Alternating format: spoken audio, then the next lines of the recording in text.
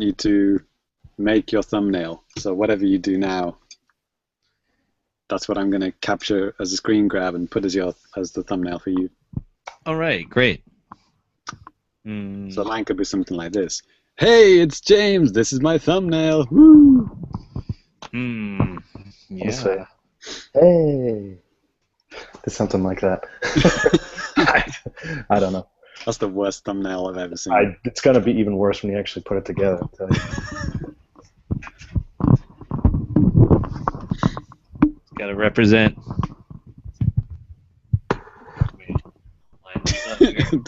This is your thumbnail? Okay. Yeah, why not? Boom. Why not? All right. Well, let's go ahead and just get started properly here. Hello and welcome to Famicast 72, your Famicast, the first live Famicast of 2016. I'm your host, Danny Bivens, and today I'm joined by Mr. James Charlton. Squiddly diddly. And right now, Ty Sugart. Got the grip skiddly. And Cyrus is going to be joining us a little bit later on in the show. What are you talking about, Lars? I'm already here. There he is. There he is. He's hiding. Yeah. He'll be quiet for the first few minutes of the first 20 minutes or so of the show. Exactly. Isn't that right, Cyrus? Oh, to be right there, lads. Cheers, Cyrus. That's terrible. But great at the same time. That's how he talks. He can't help it. Don't make fun of him while he's here watching us. All right. Well, let's go ahead and get kicked off with some new business. And it's not possible for white guys to be racist against other white guys, right? that was totally a thing. You know what? I think that's the rule. Sure. Now, but Ty, would you mind getting us started with some new business, dude? Yeah. Let's see. As usual, I'm playing a bunch of weird video games all across the board. I was trying to play the Super Metroid Sideways ROM hack, but I fucked something up, so I'll try that again before the next Famicast. Did you say Siamese? No, I said Super Metroid Sideways ROM hack. There's a ROM hack somebody put out very recently that basically changes the entire map of the game to be sideways. So you have to be real fucking good at wall jumps. Okay. I think I can kind of picture that, yeah. Yeah, it's kind of reminds you of the Upside Down Castle in Symphony of the Night. Super Metroid never had anything like that, but now it does, and now there's finally a new Metroid game worth playing. Am I right in thinking that there is a part in Super Metroid where the level does kind of move a little bit, like rotate a little bit? Like at the beginning of the game, right? Yeah, like I remember like the introductory level, it sways a little bit, but I don't think it rotates all the way around. It doesn't rotate all the way around. It like tilts a little bit while you're trying to escape. That was a big hook in Super Castlevania 4. There were like rooms that rotated all the way around. Oh wow. Yeah, and that was like a Super Nintendo like almost launch game, and that was like an amazingly technically impressive game. But let's talk about games I actually played. Good call. Go on then. So, Mortal Kombat X. I've been pretty much ignoring that game since it has some of the worst netcode out there, but you may have heard that they're adding rollback netcode. And this is a big deal because, as I understand it, it's really fucking hard to do on a game you're not straight up emulating. Is this XL you're talking about? XL is just like the old DLC edition or whatever, as far as I understand it. I like Cyrus actually tweeted about that. He said like XL includes all DLC. Pre-order now to get more DLC or something like that. Includes all of the DLC. Yeah, they're making more DLC, so immediately negates the whole contains everything bullshit. Well. In any case, yeah, I bought it like a month ago when it was on sale. Haven't actually played it much. Started playing with it a little bit. Haven't really settled on a character that I like or anything. But I'm very excited for it to get new netcode. Apparently it's been a thing they've been working on for like a long time, like 8 months. Wow. Because like I said, it's fucking hard to do. Yeah, what I mean, wow, you would have just figured they'd just say, hey, screw it, it's done. But Yeah, okay. especially these guys and what they did with the PC version. You may have heard about that. PC No. Yeah, version they're is, just throwing their hands up and saying screw it, aren't they? yeah, like, the game barely fucking works. It's Oh. not getting the next wave of DLC. It's not getting the netcode update. It's not getting any future support. It's It's getting like fucked. a Wii U treatment, basically. Yeah, Well, no, it's that's nothing. That means there's no version coming out. Well, yeah. it's fucked. PC Yeah. users are so fucked. They should be super mad, and they are. It's a sad story. So, I'm shedding a tear right now, actually. yeah. Like, I would say, like, just always wait on those NetherRealm games. Like, they got 99 problems. But, Mortal Kombat X looks like it might become good. So, Oh, cool. I'm interested in that. Right on. Become good DLC. Now Yeah. $10 extra. Yeah. What else?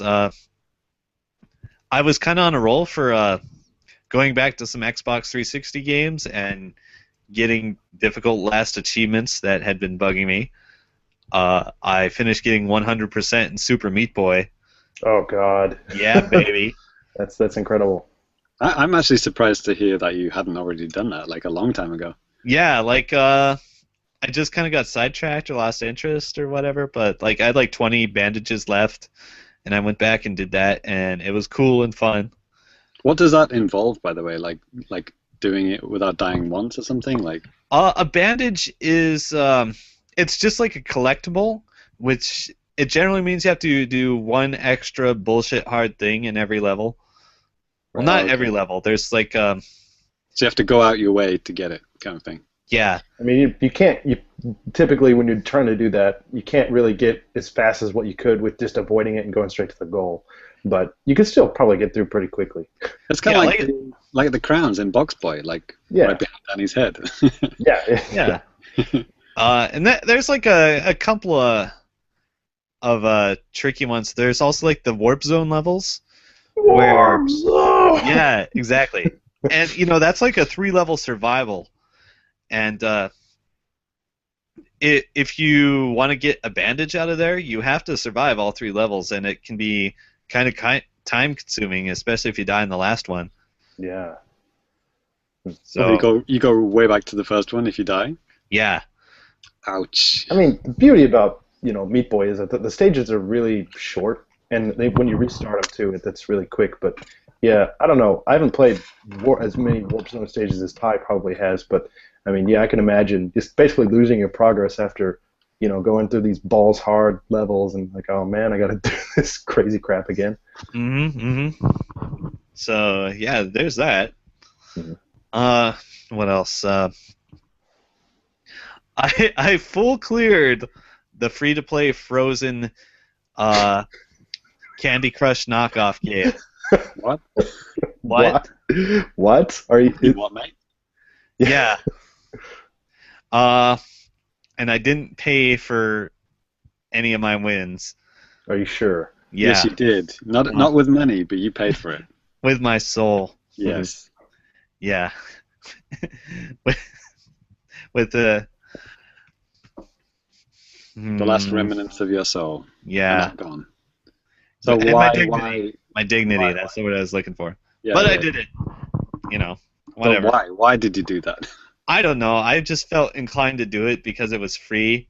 It was number one in the App Store. That the moment you look, we were on it or something like that, right?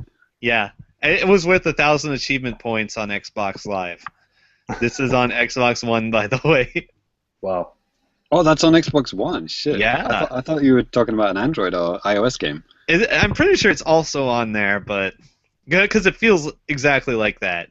Like So they have free like smartphone games like that work on the Xbox One? Yeah. Shit, that's the weirdest thing I've ever heard. Yeah. There's another one. It's more stupid fucking free-to-play garbage. Battle Islands. I've been going ham on that. It's sort of like a strategy game with a lot of waiting or paying, and I've just been doing that while I do other stuff. And How do you control these games, by the way, if they're like smartphone games? well, it's basically Frozen is just like Bejeweled or Candy Crush. It's just a fucking slidey puzzle game. You can do it with a controller. It's not hard. Okay. Gotcha. And, you know, the same thing with Battle Islands. It's just like you move a cursor around, you hit a... whatever. Alright, one more thing I want to talk about. I bought the Hasbro Family Fun Pack on Xbox Live. What have you done with Ty Shugart? No, and I've been playing it with like some of my fighting game pals, and that doesn't make it any better. we've been going ham on Trivial Pursuit, and it's so much fun. Like when you integrate the fighting game trash talk with that game, it's like some random shit about, you know, Shakespeare plays comes up, and like nobody fucking knows it, but like one guy's like, "Oh, easy. You guys fucking don't know this, you're retarded." And then he gets it wrong. and it's gold. Does scrub quotes still count for games like that? Yeah, I just put one up. Good. So you don't have to look. It's Buenos Aires. Is that a real city? False. I thought they made it up for Starship Troopers. Okay. I mean, there's certainly other games I played. Okay, one more real quick one. I haven't gotten far into it, but there was a crossover RPG game with Capcom characters and Disgaea characters and some other like JRPG characters, and I had like no idea this game existed. It's what the hell is that game called? Cross Fates something. Anyway, I was surprised I didn't know this game existed, so I bought it for like 500 yen or something. Marvel vs. Capcom. Yeah. No, it's Surprised I never heard of it. It's just a fucking RPG waifu game where they talk for like 3 hours because you got to feed those voice actors. Actually, I'm not disappointed with it so far. I've only played like an hour into it, but it seems fun. There's like an overworld map, and it plays a little more like Final Fantasy games, except with long chain combos, kind of. I'll report back on that after I play it more. Okay. Yeah. All right. So I think that wraps it up for me. Okay. Cool. That's a weird selection. Yeah. Unexpected. Hey. I wish I could have got that ROM hack in there, but. Cool. Okay. Well, I'll tell you what. I'll go ahead and continue on with new business here. I don't have a lot. Since the last time we had the show, I had mentioned that Ty had let me borrow, the Japanese titles in my head, Phoenix Wright Ace Attorney, and I've been having a lot of fun with that. And actually, I cleared through the first 4 turnarounds in the game. Yeah, baby. And actually, first, I want to actually welcome on Cyrus. Hey, what's up, man? I am just got in the door. Yeah, cool. What are you talking about? He's always been here. Yes. I've totally, I was just listening to you guys because you're so fascinating. Yeah. Well, like I said, I got through the first 4 turnarounds in Ace Attorney, and my God, it's so fun, man. I love that game a lot, and I think probably my favorite, turnaround was probably with the Steel Samurai. There's just so many cool storylines and stuff going on, so many funny characters that come in there, and there's so many weird situations. Right? It just blew my mind. It was just so incredible, and but yeah, I'm kind of still working through that. I got that last turnaround to go through, and so Ty, I mean, you obviously know about this, but I heard that since obviously the first 4 basically chapters of the game were based on the Game Boy Advance game. The 5th chapter is essentially has these at the time 10 years ago, right, new stuff for the DS, like a lot more I guess like forensic-y type of stuff. Yeah, like you can look at evidence in 3D and rotate it around. Oh, Only okay. in that one case. There's like the last case is a special new DS case. Right. Yeah. So, that was written and designed like after like the whole trilogy completed. Right. So, and I think it has a different writer, so you might have noticed. Okay. It feels a lot different when you're playing the case. Okay. I'll have to, kind of tune in on that and just see if I can catch that. But so yeah, I'm looking forward to like completing that. The Phoenix Wright series is one of those games that, like, if I could erase my memories of it just so I could play it again fresh, like, that is one of them because it's so good. Those games, you cannot stress how good they are. Right. I bought them. They were on sale recently in, like, the 3DS store, so I just bought all of them for my 3DS just so my girlfriend can play them when she gets here. Mm-hmm. They're worth. Everyone should play those. Yeah, it's a game you want to share. Yeah, and as everybody probably knows by now, but even if you get the Japanese version of that, it has dual language support, so that's cool. So if you want to play the game in English or Japanese, preferably kind of as my first real experience with Phoenix Wright was back at TGS just last year, and I was like, wow, what is happening? To double it with like just all sorts of difficult kanji and stuff, and I was like, I don't know what is happening. But I guess aside from that, I have been playing something else that came out here recently, and that would be Hyrule Warriors on the 3DS. And I'll note here too that I'm not playing the full retail version. I'm doing the cheap way. I just downloaded the free demo from the 3DS eShop. So there are limits to what I can do, and they say that the Japanese version even has like full English support, but that's definitely not the case in the demo. From what I've apparently that's only if you hack it. Oh, really? Okay. That's It was really actually interesting. It was actually the same for Smash Brothers 3DS. Somebody found that the whole English game was in the Japanese version, but just locked, hidden behind it. Okay. That's so bizarre. Yeah, it's just the boot up sequence that decides what region it is displayed in, but basically every cartridge is, technically the same thing. Right. Okay. Which is bullshit. That makes me so mad that I've been playing fucking Smash Bros. The entire way through, not knowing what anything is saying on the 3DS. Right. You're not missing much. I don't know. I've got like over 650 trophies. And I want to read what they say. Start studying that kanji. It wouldn't matter, but Melee had, both languages, right? English and Japanese. Right. So it's bullshit. Yeah. But, with Hyrule Warriors, I mean, I talked about this a little bit, the 3DS version and the Wii U version. But I talked about the 3DS version just after TGS last year because that was the first time the game was made available to the public to play. And, in general at that time, I liked it and, all that type of stuff. And, kind of getting a new, fresh set of eyes on it, I could see, and not being on a really loud, busy show floor. Is it the same demo, Danny? Like, literally the same thing? It might have been the same. It seemed a little bit different. It's probably the same thing. So you're playing it on new 3DS, right? So yes. It runs slightly faster and it's in 3D. Yes. So, and here's the thing too. You guys have probably heard this out there too. But if you're actually running the game in 3D, there's a little bit of, I don't even know what, you can just see it's not as smooth. So I just started turning the 3D off as I was playing through, and it runs a lot smoother, like a pretty consistent frame rate.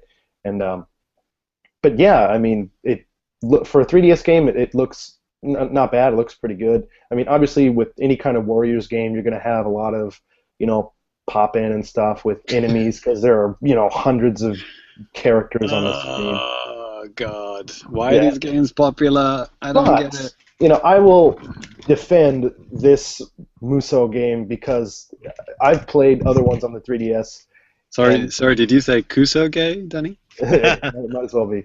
I've played other, Warriors games on 3DS before, and the one in particular I played, I think it was Samurai Warriors Chronicles 3, probably with a Z on the end.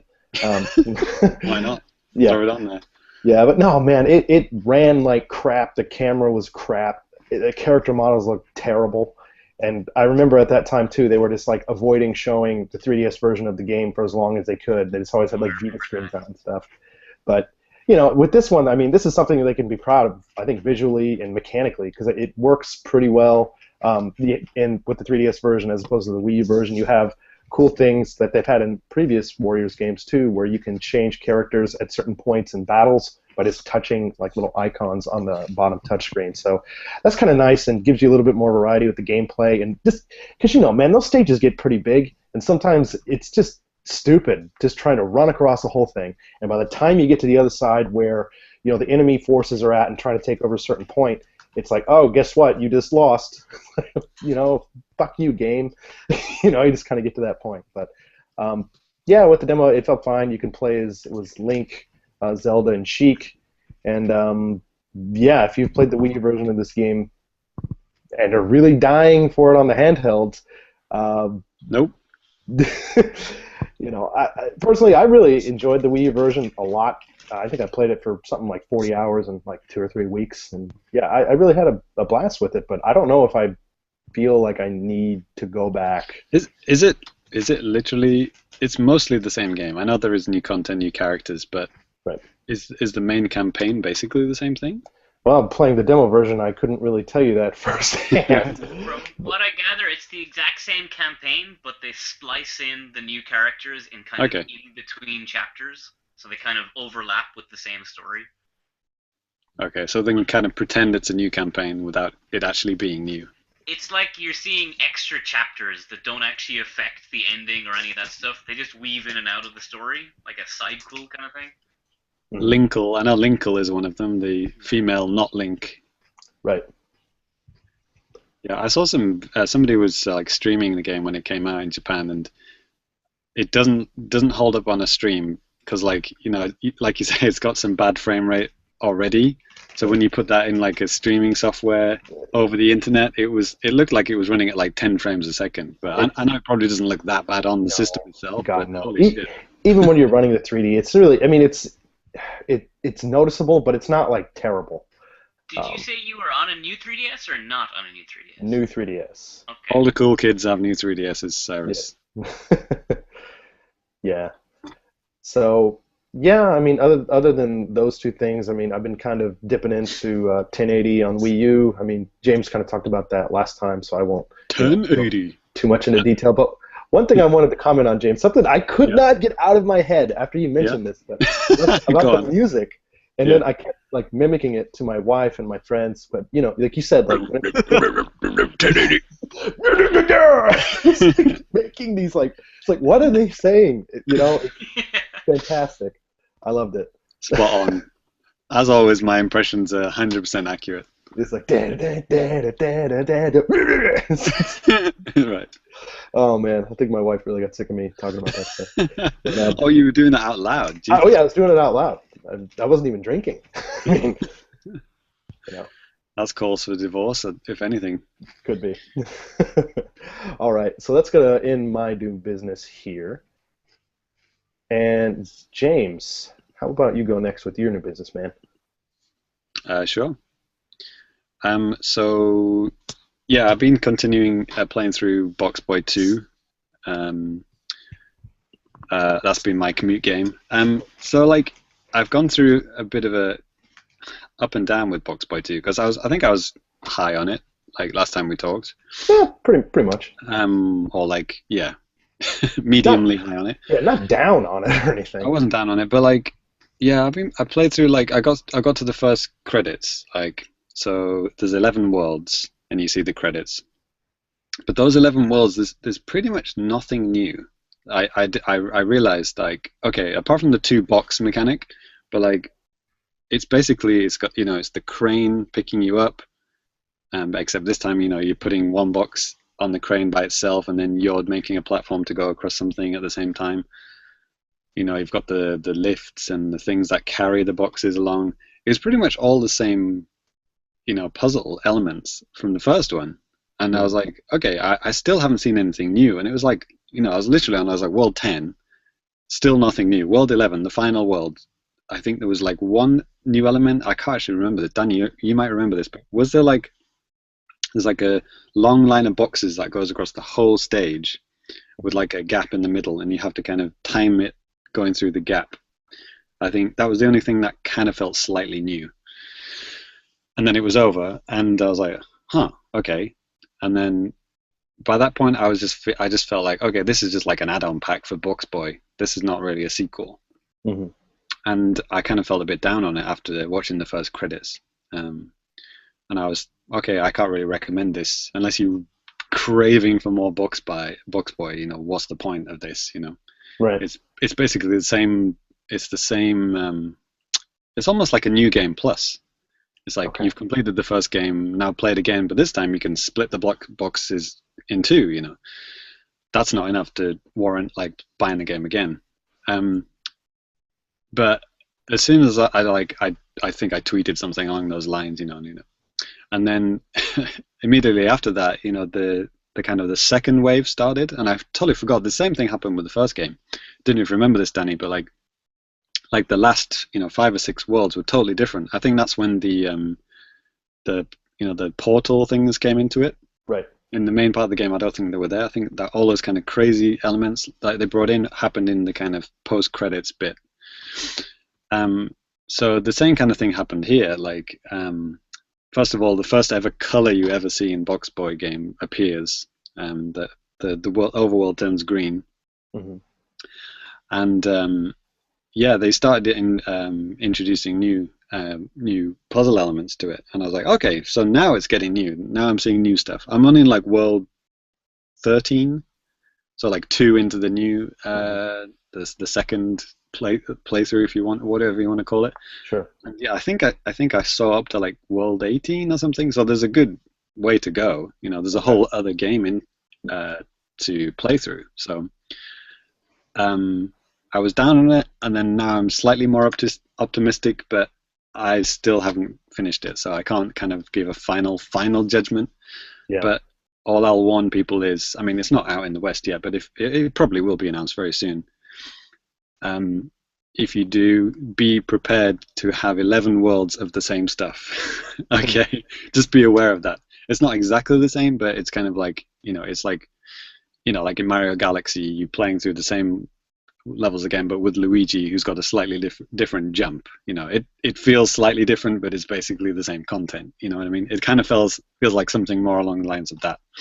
Okay. You know, but there are some really clever things with the two sets of boxes, and you know, sticking on the magnets and stuff, and you can actually make platforms yourself, stick them on the magnet, and then jump on that, and then do something else. You know, there are some cool things you can do with it, but it doesn't. The same puzzle could have been completed with like more boxes. Mm-hmm. Like instead of giving you 2 sets of 3, they could have just given you 6, and you could have done the same thing. You know what I mean? Right. They could have just given you a very, very long line of boxes, and you could have done the same thing basically. But whatever, you know, it's only like 680 yen. It's probably going to be like $7 or whatever. Yeah. So I mean, I think that's my thing with that, even though hearing kind of like I wouldn't even say negative thoughts, but just, you know, your opinion about this, and I don't know what I was even really expecting from something like this, and I haven't bought it yet, and but I wasn't expecting something like you know, a full 3D you know, Mario 64 style Box Boy or anything like that, but yeah, I mean, it sounds like you know, if you're a fan of the game, it sounds like you'd enjoy it. It sounds like something I would enjoy. Not really craving to play it right now. I have a lot of other things on there. Because there's only so much you can do with, you know, black and white and a box. You know, right. No matter how imaginative you are, you know, there's only so much you can do. And actually, that's the thing. Maybe that's another part of it. The style of it. You know, initially, you know, when you play through the first game, you know, it's really, you know, charming. You know, you do. It has a nice look to it, but you know, once you've seen enough of that, it's going to, okay, well, let's try something different. Okay, maybe let's have some backgrounds. Maybe let's make some trees out of boxes or something. Do something with it. But they don't. It's the whole game is white backgrounds, the same gray platforms, everything. Nothing is new. There's no new graphical elements whatsoever, except with this, you know, new world map, which has got green floor. You know, amazing. But yeah, it can kind of grate on you. After a while. You're just like, okay, you're kind of craving for more visual, something more, you know. Especially when I'm going back and forth between that and Splatoon, which is like, color directly blasted into your eyelids. Right. It's a stark contrast. Anyway, so the next game, not to sound like clickbait, but may shock you. Yeah, men over the age of 40 hate me. Okay.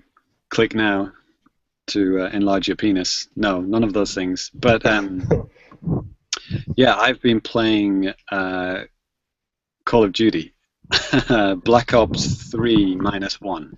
Noob Tim Kill Streak Riot Shield. So yeah, it's a brand new game. Obviously, Black Ops 3 -1 is it's brand new on the systems. I'm playing it on the Wii U, so yeah, I got this a while back. I actually got this back when I went to England last year, which long-term listeners remember it was like, I don't know, September last year. So I've had this on my pile for a long time, and I got it for ridiculously cheap. The reason, one of the reasons why I got it was that it was £4. But another reason was that hadn't actually played a modern Call of Duty game all the way through. I think the last Call of Duty game I had was like back when I played PC games a lot. It was probably like Call of Duty 2 or something. Yeah. Like not Modern Warfare 2. I mean, 2. Call of Duty 2. Hey, that was an Xbox 360 launch title, right? Really? Yeah. Well, I would have played it on PC anyway. It's probably could have even been first. Might have been Upport. I really don't remember, but I had it. Yeah. Anyway, so yeah, World War II, right? Yeah. Anyway, so yeah, I just wanted to know, it's almost kind of like a research kind of thing, why are these games so popular? It's like obviously I tried to play online and there was no one online. It was a ghost town. I think I had it running for maybe 15 minutes, and one guy came on and then disappeared again. And so I was in this lobby for 20 minutes. Nothing happened anyway. I was doing other things. I just kept on coming back. Nope, no one there. I think I played zombies on my own for a few minutes, but obviously the main thing is the main campaign. So yeah, I think I just kind of wanted to see this as almost like an action movie. I mean, it's almost like the price I paid for it. It's almost like a movie rental kind of thing. Yeah. Anytime I buy a Call of Duty game, that's exactly what I think of it as. And if I can get some fun out of online before everybody gets on and gets really good, then that's fine. Well, that's the first weekend. Yeah. Well, if you're getting on the Wii U, yeah. I mean, yeah. Now they don't even have that, but right. But yeah, I haven't quite completed the campaign, but the story makes absolutely no sense. It's completely nonsensical. I mean, which one is this? Was this Blobs 2? Blobs 2, yeah. So yeah. It's partially in the 70s. Oh, this is the one that keeps flicking back and forth between the future and the past. Exactly. Cyrus, yeah. For a second, I thought you were shirtless. For the video viewers. Back on the prize. I'm under my kotatsu. Okay. Yeah, Cyrus is buried under a blanket for the video viewers. Anyway, so yeah, you go into future tech, weapons that can kind of got X-ray scopes that can see through walls, kind of thing, and then you go into I don't even know where it is. I wasn't even paying attention. I mean, I kind of half watched the cutscenes, and it's just I don't understand anything that's going on whatsoever. But the graphics are good. It looks good. I think it looks good. I mean, there's a bit of an uncanny valley to it because they do kind of very realistic, but at the same time the eyes are very dead. So it's kind of a bit weird in that sense. But nothing to complain about. The frame rate's rock solid. I mean, it's a smooth game. Yeah, I think that's always been a hallmark of Call of Duty. No matter what, the frame rate was always 60, and they never sacrificed anything to get that. Right. So I have a question. Yeah. So is the story, is it like a direct sequel to Blops 1? Do you happen to know?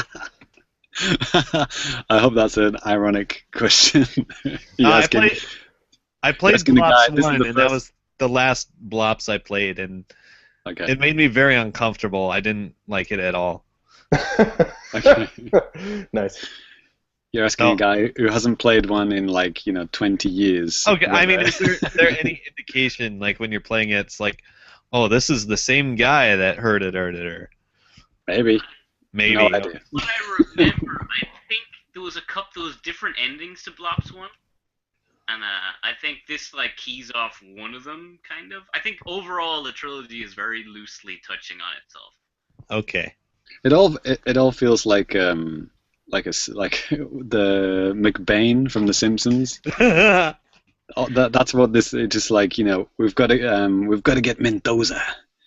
I'm gonna kill Senator Mendoza with my bare hands. It's like that's all it sounds like to me. That's what I kind of like about Blops. That I like Call of Duty. I haven't played a Call of Duty ever. I've never played any Call of Duty, but Right. I like that the way they take turns. Where Modern Warfare is their serious shooter, then Blops is just let's do whatever. I like they have this kind of they can switch back and forth and do this crazy terrible 70s Mendoza murder movie.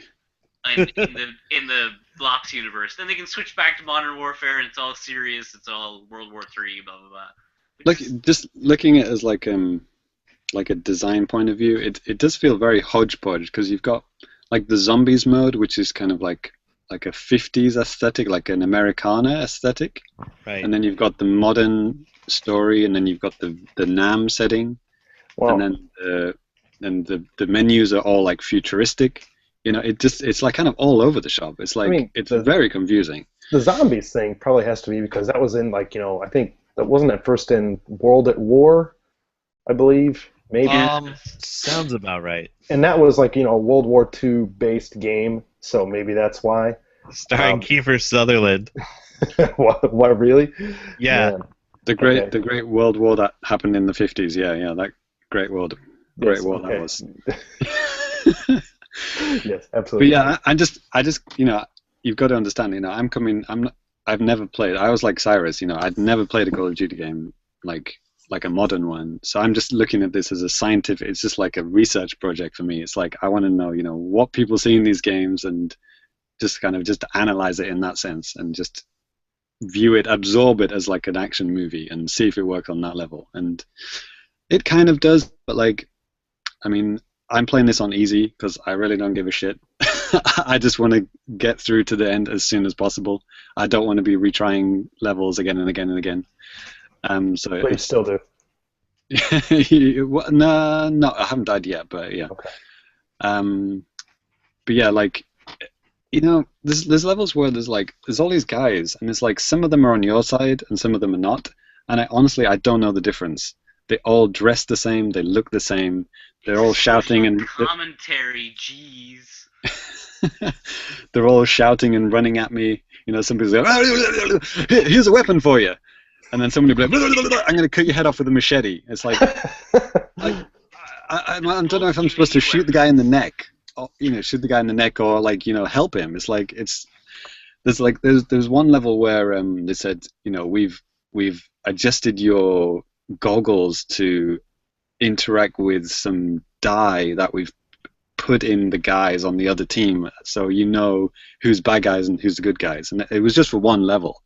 And that was the only level where I actually knew who to shoot at because they were highlighted in red. All the other levels, I had absolutely no idea. There's a level you're in the sewers, you're at nighttime, it's raining, and it's and this is just guys running everywhere shooting at you, and it's your team member will just run in from the side, shooting wildly, and fuck, shoot him in the face, and oh shit, he's on my side. And then immediately after, another guy will come from behind him, and he's a bad guy. It's I have no idea what's going on, but it's a roller coaster, and yeah, I'm getting some degree of fun out of it. But yeah, it's freaking intense as well. It's hyper violent. Of course. I think the first scene you see a guy melting in a burnt tank. It's like, Jesus Christ. It's I like, think, I mean, that's another reason. Bomb strike at the start of the game or something. yeah, I've just had my Full dinner. flavor. I just got to watch this guy's like skin peel off. It's like, Jesus Christ.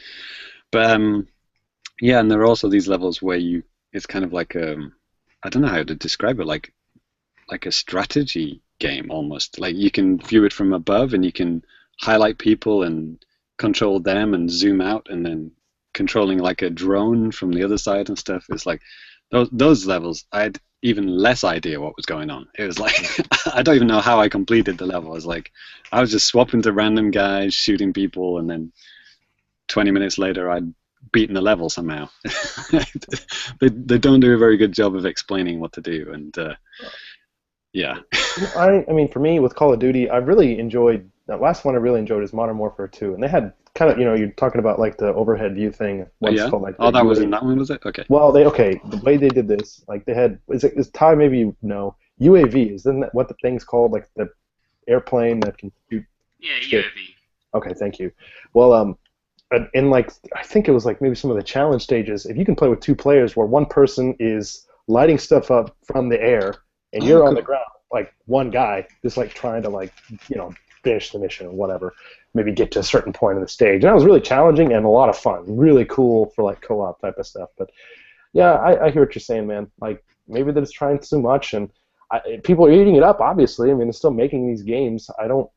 I can never remember like sales numbers, but I don't know if they keep getting higher or if they've kind of plateaued. They're good. There are many Call of Duty games in the top 100 global sales of games. Yeah, makes sense. So, yeah. as far as like Wii U features go, then there's I think pretty much all the modes you can play split across the TV and the gamepad. Right. So I believe that's for all of the modes. I could be wrong, but like I think the campaign and definitely the zombies mode, you can do that. So you can have one guy just on the couch looking at the gamepad and the other guy looking at the TV. And I tried it out just with just by myself, and I couldn't see any. Sorry. Why don't you give it to your son? Yeah, exactly. Like The burning in the tank scene. Yeah. I couldn't notice any like difference in like visual fidelity. I mean, there could have been a slight drop, but that was quite impressive, and the frame rate definitely didn't change. So nice. It's obviously rendering the game twice, right? So that's pretty impressive. So that could be cool. And as far as like all the online systems, of course they weren't working because no one was playing it, but like it was very streamlined. It was very un-Nintendo. It was like me as a Nintendo guy, it's like, wow, this is like to set up lobbies and invite friends in and like see who's online and see who's doing what and to add them. It was very easy, and it was like, whoa, shit, this is like in depth. I've never seen this in any Nintendo game because obviously it's a third-party game, one of the 11 that are on the system. So, so that was kind of an interesting experience as well. So it's kind of like a sample of Xbox Live via the Wii U. So yeah, that's a strange combo, isn't it? Box Boy and Call of Duty 2, Black Ops 2. Perfect. Yeah. A double bill. There you go. Cool. So yeah, let's pass it over to Cyrus. Yes. How about you go ahead and close us out here with new business, dude? Cool. So I've just been grinding trophies in Smash, but mainly I've been I picked up Hyrule Warriors too. So I got the original, the Wii U version, not the new Legends on the 3DS. Okay. But it was kind of spurred on by that. It's always been like in the back of my head. I kind of wanted Hyrule Warriors, but then Legends is coming out. I'm like, yeah, okay, I'll finally get it. How much? Pretty expensive because I got it on the eShop, which has kind of pricey. I was looking at like importing a disc and getting a secondhand and all this stuff, and the cost of like the postage fees just brought it up to the same as the eShop. So I said, fuck it. Okay, fair enough. And so I got eShop and all the DLC. I got the full shebang just to get the whole thing. Nice. So it was like €74, I think. It was. Jesus. Yeah. So Did you play the game a little bit before buying the DLC, or No, you just I went figured plug it all in? it seemed like the kind of game that I would play it a lot, and it's like, hey, it's got Midna, it's got a bunch of new maps, a bunch of new characters. The DLC is very sizable DLC. It's DLC I'm totally okay with, where it was like it's not just like a bunch of costumes for loads of euro. It's sizable additions to the game, which is very nice to see. And And I would say, being a big fan of the game when it first came out and stuff, that was one thing I never really got into. I never got any of the DLC stuff. I had always meant to, but I think, other games are coming out at the time. It was like, I don't really need to spend, whatever, a couple thousand more yen on a game I've already played for like 40 hours or something. But I don't know, I'm still interested, but at this point now it's like even further out of my mind. And I'll just stick with maybe free demos on my 3DS or something. But I thought some of it was free. Am I wrong in that? Like some DLC was free? it was like Splatoon, where they released a bunch of content over time. Like they added in the boss characters. The villain characters were not playable at launch, but after a few patches, they were released as playable characters. Okay. And I remember there's a Kuko one. You can play as the chicken, right? Or something like that. That's in the DLC. It's like a secret character in the DLC. So it's not listed as one of the things you can buy, but when you clear the DLC, you unlock this cuckoo as a character. It's amazing. A secret character in DLC. When has that ever fucking happened? It's like a fan game. Yeah, so I've never really played a Muso game before, or Muso, whatever they are, but a Warriors game, and I've always hated just watching it. It's like you're this all-powerful guy with these totally inconsequential enemies everywhere. It doesn't seem like fun at all to me, and for the first start of the game, it was super boring. I'm like, oh my god, I just burnt $70 on this game, where it's no fun at all. But after a while, my perspective of the game shifted, where it's not you fighting all these guys. The enemies are literally inconsequential because you're so powerful. It's a strategy game where you just have a really slow mouse pointer where you have to get your dude to the right places at the right time. And once I saw it like that, where it's like kind of managing your position, not managing what enemies you're killing, I was like, oh wait, this is actually a really interesting game mechanic. So I've really started to enjoy it since I stopped paying attention to fighting anything. I'm just scything my way through thousands of enemies at a time, but they're so easy to kill, you don't matter. That it's just your placement on the map is what's important, which is really cool once you get into the vibe for the game. right. So I have been really enjoying it, and I've been grinding through the story mode and a few of the adventure maps in the game. Mhm.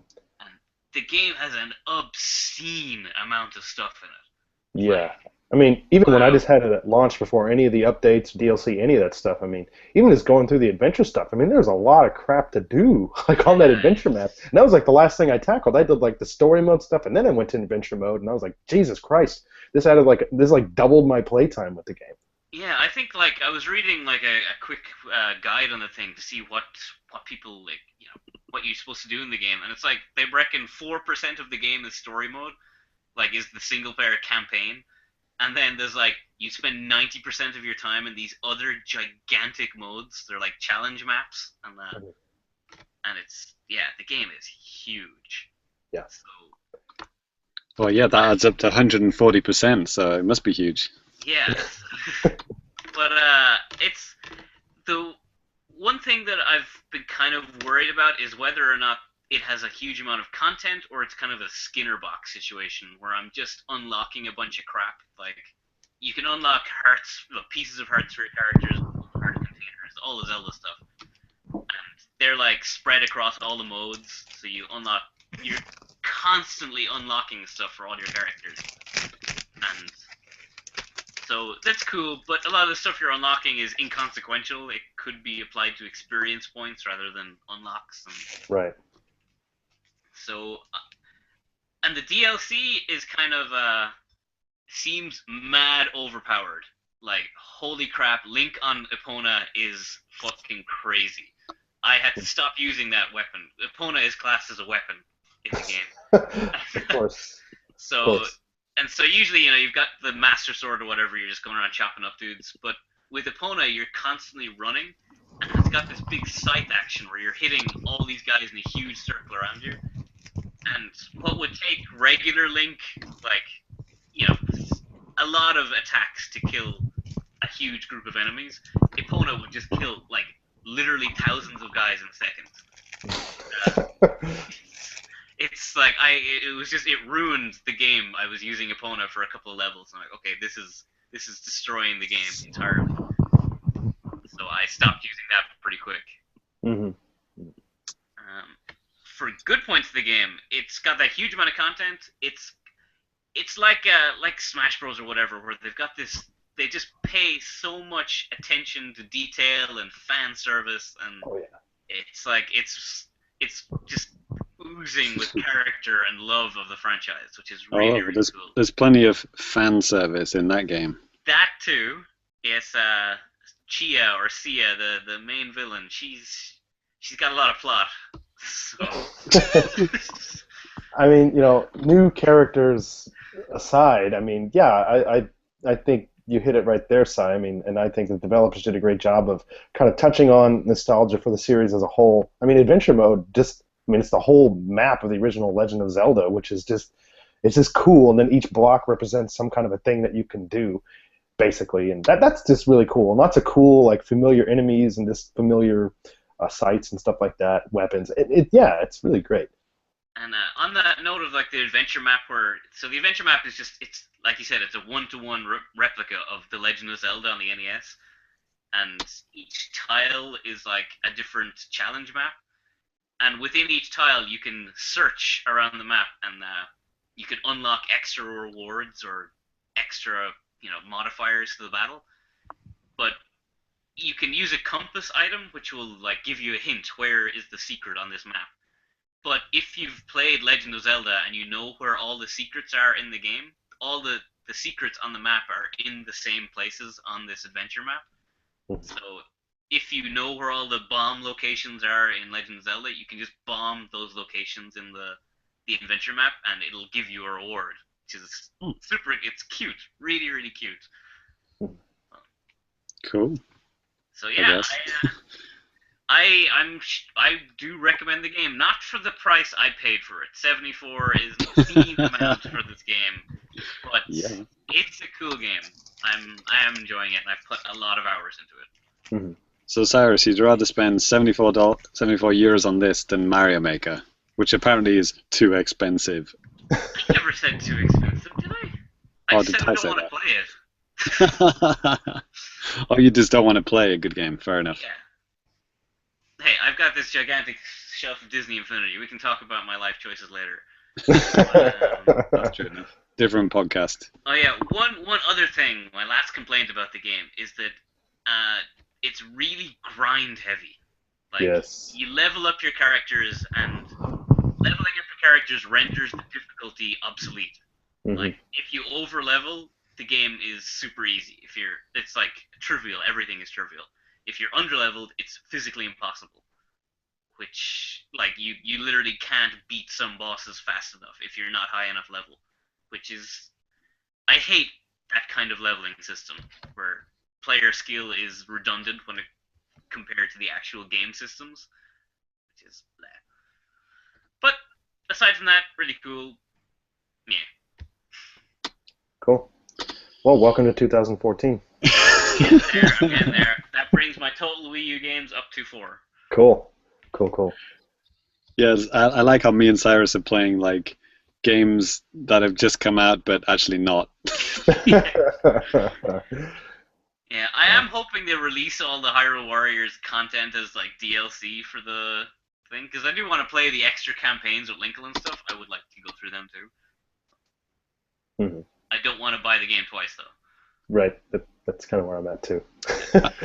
I'm going to buy Star Fox 64 the week that Star Fox Zero comes out. Nice. Cool. All right. That may or may not be a joke. Depending on the reviews for Star Fox Zero. Right. Hey, nothing wrong with waiting for the reviews for that. All right. Well, we're going to go ahead and move on to the news. But for podcast listeners, James has a special segment worked up that we're going to be putting in right after this. So if you're listening and watching the live feed right now, and you want to hear what all this stuff going to be about, then yeah, please download us. Download the podcast on iTunes and all that other stuff. You can also go to Nintendo World Report, check that crap out there too. It's kind of a bad way to. It's really selling it. Yes. It's good, really. Yeah, but like I said, we're going to go ahead and move on to the news, and I'll start out with the first little bit here. Actually, this is something that I think a day after we finished recording, this was kind of announced. As is tradition. Yeah, as is tradition. This is announced on Nintendo's website here in Japan. Okay, so there's a new game coming out on the 3DS and Wii U eShops, and it's called Mini Mario and Friends Amiibo Challenge. And this is set to be coming out actually today, with the day of recording, on January 28th. And basically what this thing is, it's a game, has like over 60 stages, and basically and it's like in the kind of like the same graphical style as like the Mario, what the heck do you call it? The Mario Minis. And yeah, March of the Minis, yeah. Right. It's like the old Lemmings games or Choo Choo Rocket, where you're... Right. And, they made, They made one of these games a couple of years ago, both on the 3DS and Wii U. It's probably just like, using the same engine and just kind of like doing that type of thing. But, yeah, basically you scan in your amiibo, and then you can go through levels, and you're using like the touch screen to draw like little like platforms so that they can go across, and you're going through tunnels and trying to get to like a goal and stuff. But there's a real big catch to this, and basically it's pretty egregious. And as soon as I found this out, my tune just totally changed on what I thought about this. But by now you probably already know, but I figured we'd just maybe bring it up on the podcast. But the only way to access this game is to actually purchase an amiibo. I got loads of amiibos. I can use those, right, Danny? Yeah, of course you cannot. Because with starting, I guess, as of today, all 28th of January. Ship with this, and they come with this little ticket that has a code for the game that you can go download on the stores. But obviously, what about the people that already bought Amiibo? I mean, that seems just like a big fuck you to all the people that have already sunk a lot of money into it. Right. So I don't know. To be clear, I don't think they're going to start shipping them. I think what they're probably going to do is they're going to send all of these coupon codes to all the stores, and they're going to say, from now on, when somebody buys an Amiibo, give them one of these. That's and actually, one of our live... But then again, it's Nintendo. They might just be, okay, we're putting these in all the new packages, so that means all the backstock that stores have, especially now, it's just like... Yeah, it's going to cause like a nightmare for this stuff. Like, because there's a limited time window for this, right? I think it expires. Is it like a month? Don't stop, James. No, I think it's maybe the kid. Oh man, I don't remember. But I could be right. But it's actually quite good that we're answering this, because one of our live listeners, Anthony Dranfield, actually asked if that did actually come out. He wants us to confirm or deny the fact that it came out today. So yeah, we can. Allegedly out.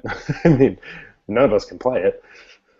Yeah. So yeah, apparently the code works for both the Wii U and the 3DS one. Yeah, I was in a big camera yesterday, and I didn't see any mention of this game anywhere. One day early, Cyrus. Yeah, but usually like they will at least have signage and stuff up. Like they have an entire Amiibo section and counter in my local Vic, so you think they'd mention it somewhere, but. Yeah. Well, Japan is just not that hot on Amiibo. If it was America, there would be, there would be a line to queue up for, pre-ordering the piece of paper, But in Japan, people are not that bothered, I guess. Right. People just get it when they get it. Yeah, and they did also mention that it's possible that they'll release this just on the eShop, on both eShops a little bit later. But there's no official word yet as to when that's going to happen. So.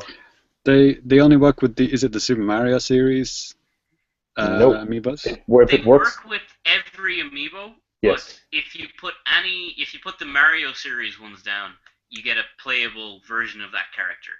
Okay. But if you put any other Amiibo down, you get like a generic, Mario. Yeah. a little bomb or something. It looks like a bomb, or I can't remember, but it's No, legit. it's like a square thing, isn't it? It's like Yeah, yeah, I don't know if that character's been in a Mario game before, but it's kind of like a walking black block. Yeah. So that must be the generic one. Yeah. Okay, makes sense. So if you put your Splatoon ones on, that's probably going to happen, right? You're not going to get a nice little Splatoon girl, No, unfortunately. it's only the core Mario dudes. Yeah, they're kind of super deformed miniature versions of the Mario Yeah, they're characters. supposed to be toys, like toys Yeah. where you wind up clockwork toys. Exactly. Right. Is this the amiibo section of the podcast? Allegedly. Well, I accidentally ended up with another amiibo this month since the last episode. So my son actually got one without my knowledge. So he went shopping with his grandma, and I came back from work one day and he was like, Daddy, I got a new amiibo for you. And I was like, okay, cool. What did you get? And he showed me this. Oh, hey. He got me. He's like, it's a Dr. Mario. It's so cool, right? Because he knows that I like Mario, so maybe he thought, I wanted every version of Mario. So yeah, of course I said, wow, that's so cool. Yeah, brilliant. I really wanted it, but secretly I was thinking, why didn't you get a Splatoon boy? Then I could have got the friggin' DLC, man. I didn't say that. You Now did. when Don't you lie. get this, you get to play Yeah, as I Mario. slapped it out of his hand and said, what can I do with this shit? I can't do anything with this shit. What is this? I can unlock one costume in Mario Maker? Get this out of here. No, I didn't do that. You totally did. So yeah, now I have a Dr. Mario. So it is cool. It is a nice I don't know amiibo. Dr. Mario. Yeah, no, I thought it was a great figure. I've been kind of not buying any amiibos lately, but yeah, that's one that I kind of want in a way. And if we'd waited like a week, then I could have got that stupid Amiibo and Friends game, right? Yes, there you go. They should have slapped it out of your son's hand. Then? Come on. I will next time he brings one back. Okay. Princess Peach, get this out of here. All right. Well, continuing on with the news here, not Amiibo related, but Pokemon related. Actually, we have a couple of different a lot of different Pokemon related things. Yeah. I'll start out with this because this is it's something that's also near and dear to my heart. Super Bowl, American football. I love it.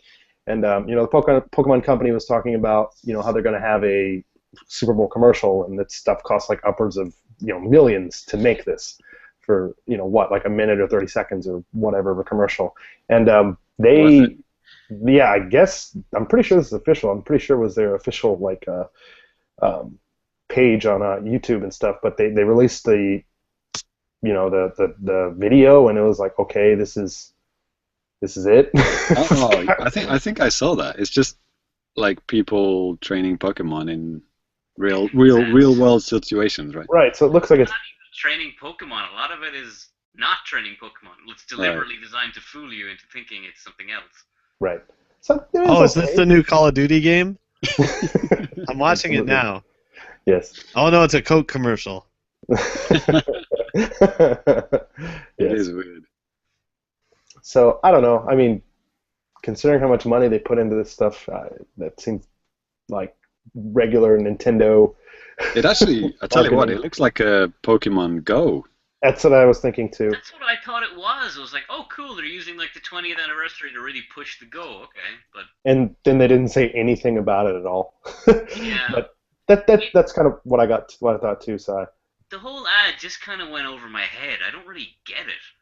yeah, it's because That's it's why not it's so American brilliant. football. You just don't get it. You don't get the artistic, nature That's of it. what I feel. It's like maybe I'm too old for this. Maybe I'm that dad telling my son like, you can do this because I don't understand it. Old.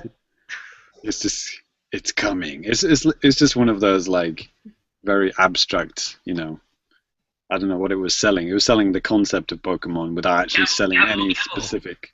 It's got a URL, Pokemon20.com. Yeah. The rest of the Pokemon 20 stuff seems pretty cool. Like they're doing a lot of like limited edition merchandise, and they're re-releasing all legends. So they're doing cool stuff for for the 20th anniversary. Actually, speaking of that, Sai, do you want to talk about this next little bit of news here that we got in the agenda? So, oh yes, this brand new Pokemon game that was a thing. So yeah, a while back, like was it 3 years? It was a long time ago. Right. There was this Japanese TV show called The Professionals, where they follow around like a worker, and they kind of offhandedly mentioned this weird Detective Pikachu game where you've got like this hard-boiled, detective noir style game where Pikachu is solving crimes. And everyone's like, what is this insanity? And It was this all weird- blurred out. They Yeah. blurred out all the TV screens that were showing it. Yeah. Yeah, so it was like, and then Nintendo never said anything about this game ever. Yeah. And everyone's like, was that just some weird TV fever dream? What was this Detective Pikachu thing? And then suddenly, yes, like this week, they just like, oh yeah, remember the Detective Pikachu thing? It's a real game. Mhm. So, what was the official Japanese title? Is Meitante Pikachu Shinkombi Tanjo. Like, what's it in English? Like Detective Pikachu, the new combo or the new partner Yeah. or something? And Right, Your basically. blood. Yes. yeah, so you've got this like Detective Pikachu who's like got a Sherlock Holmes like magnifying glass and hat, and he apparently goes around solving crimes with his new partner Tim or something. And Tim. but Pikachu is like fully voiced by this really deep voiced like Japanese actor. Yeah. Uh, So it's like this thing, like middle-aged Japanese man. You know, Yeah. he probably smokes whiskey for dinner and drinks cigarettes. You know, I mean, it's great. and he has all those like insane actions you've never seen Pikachu do, like where he's like screaming up into the air like no, Yeah. and it's like He just walks into a murder scene and goes, Makoni, what we got? Stubs out the cigarette on the floor. Yeah. yeah, and it's just so bizarre. Like I just don't know where this game came from or where it's going. He actually meets a regular Pikachu at the end of that Yeah, commercial, which was Right. great, really, Which really is- funny. which where- is just to prove that it's a weird, it's not the Pikachu, it's a Pikachu that just happens to be a deep-voiced detective. that speaks fluent English and is like hiring this strange teenage boy as his sidekick. And that's the Does he great speak thing. It English? reverses the role where Pikachu is the master and the boy is his like servant slave that he sends out to do stuff. So Right. it's what everyone's always wanted in a Pokemon game. Exactly. So here you go. And for release information, this is actually coming out on February 3rd, so just next week. It's going to be priced at 1,500 yen, temporarily down to 1,200. And actually, if you have a Japanese 3DS, you can actually pre-buy it, and preload it right now. So yeah, get on that. I'm probably gonna get this. It seems kind of just so wacky. Just like, why not? It's like, No. 1,200 When yen. it hits English, Right. 100% I'm getting this game. It's too bizarre not to buy. And even this thing where it's like releasing, it's like, oh yeah, the new Detective Pikachu game out next week. And it's like, what? What? Yeah. What? Right. So Yeah.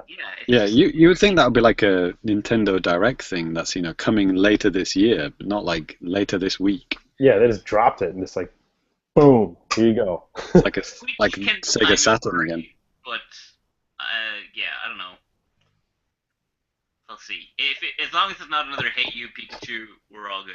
No, I don't. I hope not. Well, I'll tell you what. I mean, you can probably look forward to me talking about this in the next episode of the podcast. So I'm serious. So Hey You Pikachu or this new game? both. Okay, good. You can buy plenty of copies of Hey You Pikachu around here. I'll tell you. I went through "Hey You Pikachu" to get that Celebi, man. I did it. It was not good. Wow. Speaking of that, not really at all. Ty, do you want to take this next little bit of news here? Oh yeah, Actually, maybe these next two bits. This type of stuff is kind of up your alley. yeah, baby. And if Sai, maybe if you need to help out Ty a little bit with this next part too, feel Yeah, let's go. All right, Should I first just things should I first. leave for this bit? Yeah. Get out. See you later. All right. So, Pokken. I think I floated this as an idea a month or two ago, and it became reality. free. Yeah. So, we heard the wired Pokken controller. In Pokken, you can't use two of them. Like, one player has to be on the tablet or whatever. But Come on. yeah, the wired Pocket controller is usable in all modes, but when you play local versus, player 1 has to use the gamepad, player 2 can use the controller. Well, online and local versus are 30 frames per second when you do that, right? It's shit. So they have it so you can play on a local area network, and that will boost it up to 60 frames a second and let you play head to head or whatever on your own console with your own controller. So yeah, so LAN seems like it's like pure tournament mode, where it's like full frames. You can use your controller of choice, and everything is standardized, which is cool. just like in the arcade.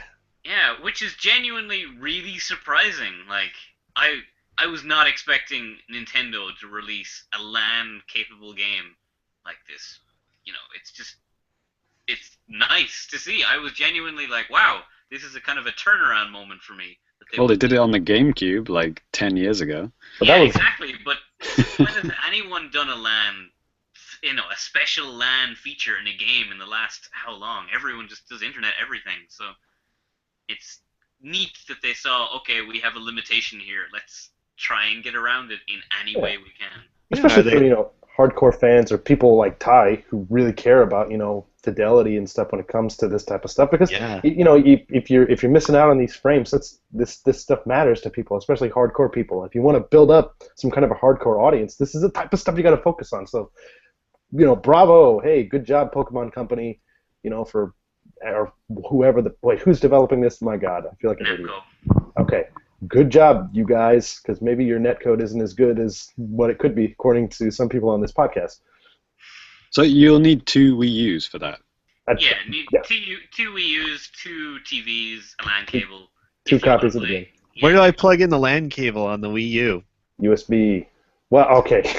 The USB dongle that you have to buy, adapter, for it.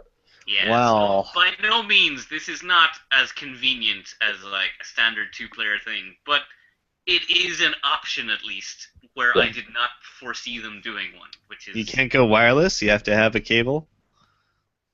That's what it seems like. Probably, I don't know. Does that sound like something that would appear at final round bats? It's a bit of a big setup. I mean, me and Ty could bring our setups if we both get Pokemon, I suppose. Yeah, I mean, it could happen. We'll see. Unless it don't. Cyrus, you've got a European Wii U. Yeah, I was going to say, unless it doesn't support, it's like region locked. That would be amazing if it doesn't support, it's like region locked LAN play. It will be, of course it will be. Does that sound surprising? I mean. No, don't say stuff like that. You make me sad. It's probably true. I know. Is it a worldwide release for the game, by the way? Yeah, worldwide release on March 18th. Well, Sai, I'll tell you what. You can buy a Japanese version of the game and just give it to me, and then you have to come over to my house if you ever want to play it. Does that sound I was fair? going to get like a digital, so if I buy you the physical, that means I get the amiibo card. Sure, that's totally fine. I'm down with that. Thank you for letting me keep the card. Yeah, absolutely. I'm giving you a deal here, man. Yeah, true friend. Yeah. Would that card work with his, though? Because that's a Japanese card. Damn it! Stop it! Stop it! Actually, you joke, actually, but I actually tried. There was a Yokai Watch app that was released in the West. Nope. That lets you scan the things, because it's to replace the fact that we don't have an arcade scene or capsule machine scene in the West, right? So they released this app, a free app, and it lets you scan the tokens in. I downloaded the app and I tried scanning my son's Japanese Yokai Watch medals. It didn't work. Yeah, of They course. were region locked. Of course. Yeah, I read that on Twitter and I was like, had I a drink in hand, I would have spat it out or thrown it. Region locked plastic medals, yeah. Brilliant. Yeah, you region locked my son's toys. Yeah. Well, I guess keeping along the same, Fighting game? Yeah, fighting games, boom. How about you guys talk about that next little part there too? Ty, I mean, you're definitely always into this type of stuff, especially about this particular event. Hell no, video games are for children. Yes. So Evo lineup was announced 1 or 2 days ago, and there are 9 games in the lineup, and 3 of them are Smash 4, Melee, and Pokken. Yeah. So I have a lot of things to say about this. I think everyone in the fighting game community has a lot of things to say about this. Smash 4, Melee, they get a lot of players. They have a following, okay. Pokken, well, okay, Cyrus, in one word, what's your reaction to Pokken being in the EVO lineup? Well, I don't know, 2 words, cash money. Yeah. That's what I was thinking. Yeah, I was thinking Cross Tekken 2. This is like, in previous Evos, you can tell, clearly money changed hands. They were given some serious funding to put certain games in the lineup. But this Evo is wow, the entire thing is just for sale. All the slots were bought by the companies. Ty, I feel like you've said that before. I feel like you said that maybe this time last year about a different game. Yeah, oh god, which game? Was it Mortal Kombat or something? It might have been Injustice.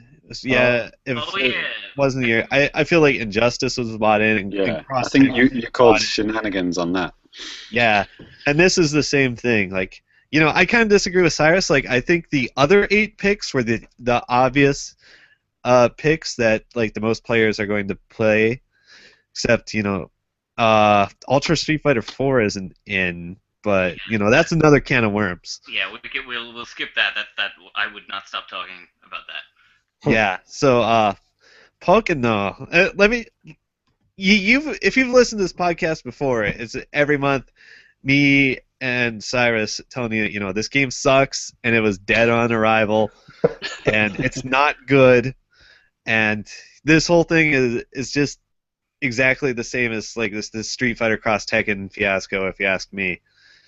So that game was also not good, dead on arrival, bad, a really bad game, 100% paid for, and it got into EVO not once but twice.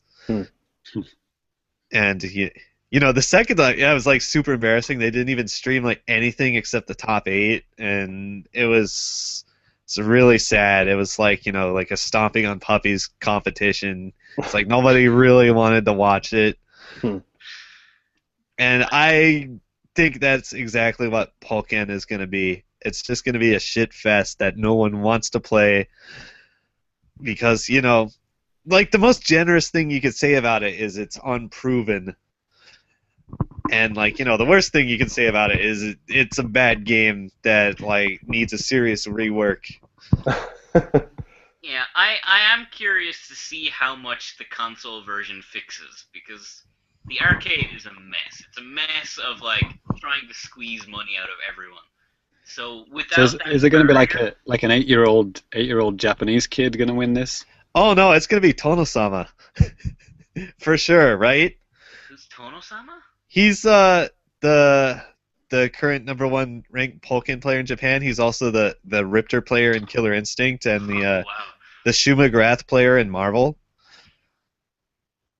He's very talented, and as long as he goes to EVO, I think he's going to win Pokken free. Cool. Well, maybe one of you wild card. Just keep practicing. You know, pushing Pokken as a viable tournament game, which is cool. I'm totally down with people doing that. It's just weird that Pokken is not out until March, and EVO is in July, so at maximum they've got 4 months to play this game before the tournament, which is not... Cyrus, how good are you at the game? I'm fucking shite. Oh my god, I'm bad at the game.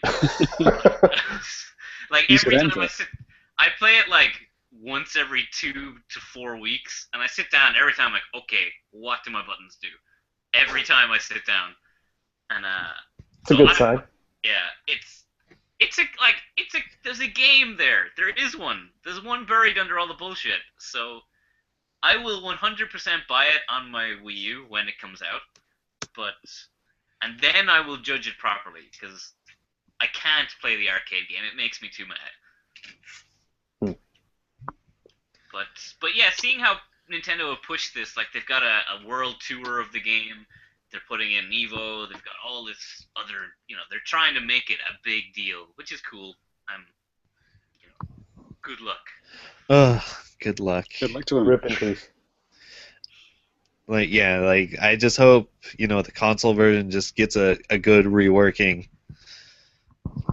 Maybe it'll be good, but this is history repeating itself. Yeah. Right. But they did announce my favorite Pokemon, Chandelure, is a playable Pokemon, so I am super stoked. I don't even know what that is. Is that bad? It's a chandelier-shaped Pokemon. It's like my waifu if my waifu was a chandelier. Wow. Wow. Okay. Danny, next section. Yeah. So. Actually, on the topic of tournaments or whatever, isn't there like a Splatoon tournament happening this weekend in Japan? Yeah, I think we talked about this back when they first announced it. But yeah, there was a Splatoon tournament going on all throughout Japan, and but now it's happening. So. Well, yeah, now it's happening, and the championships are coming up, or maybe they're happening. I don't really remember. We were it's talking, a tournament and it's a concert. Right. Yeah, so at the games, the Tokyo Games event or something. I don't know. It's not quite Tokyo Game Show. They've got the all Kanto regional finals and the Splatoon concert where they play all the game music. Right. Yeah. The official Splatoon Japan Twitter account has been tweeting pictures and T-shirts and stuff that are going to be at the event. If you follow at Splatoon JP for that. Or NA.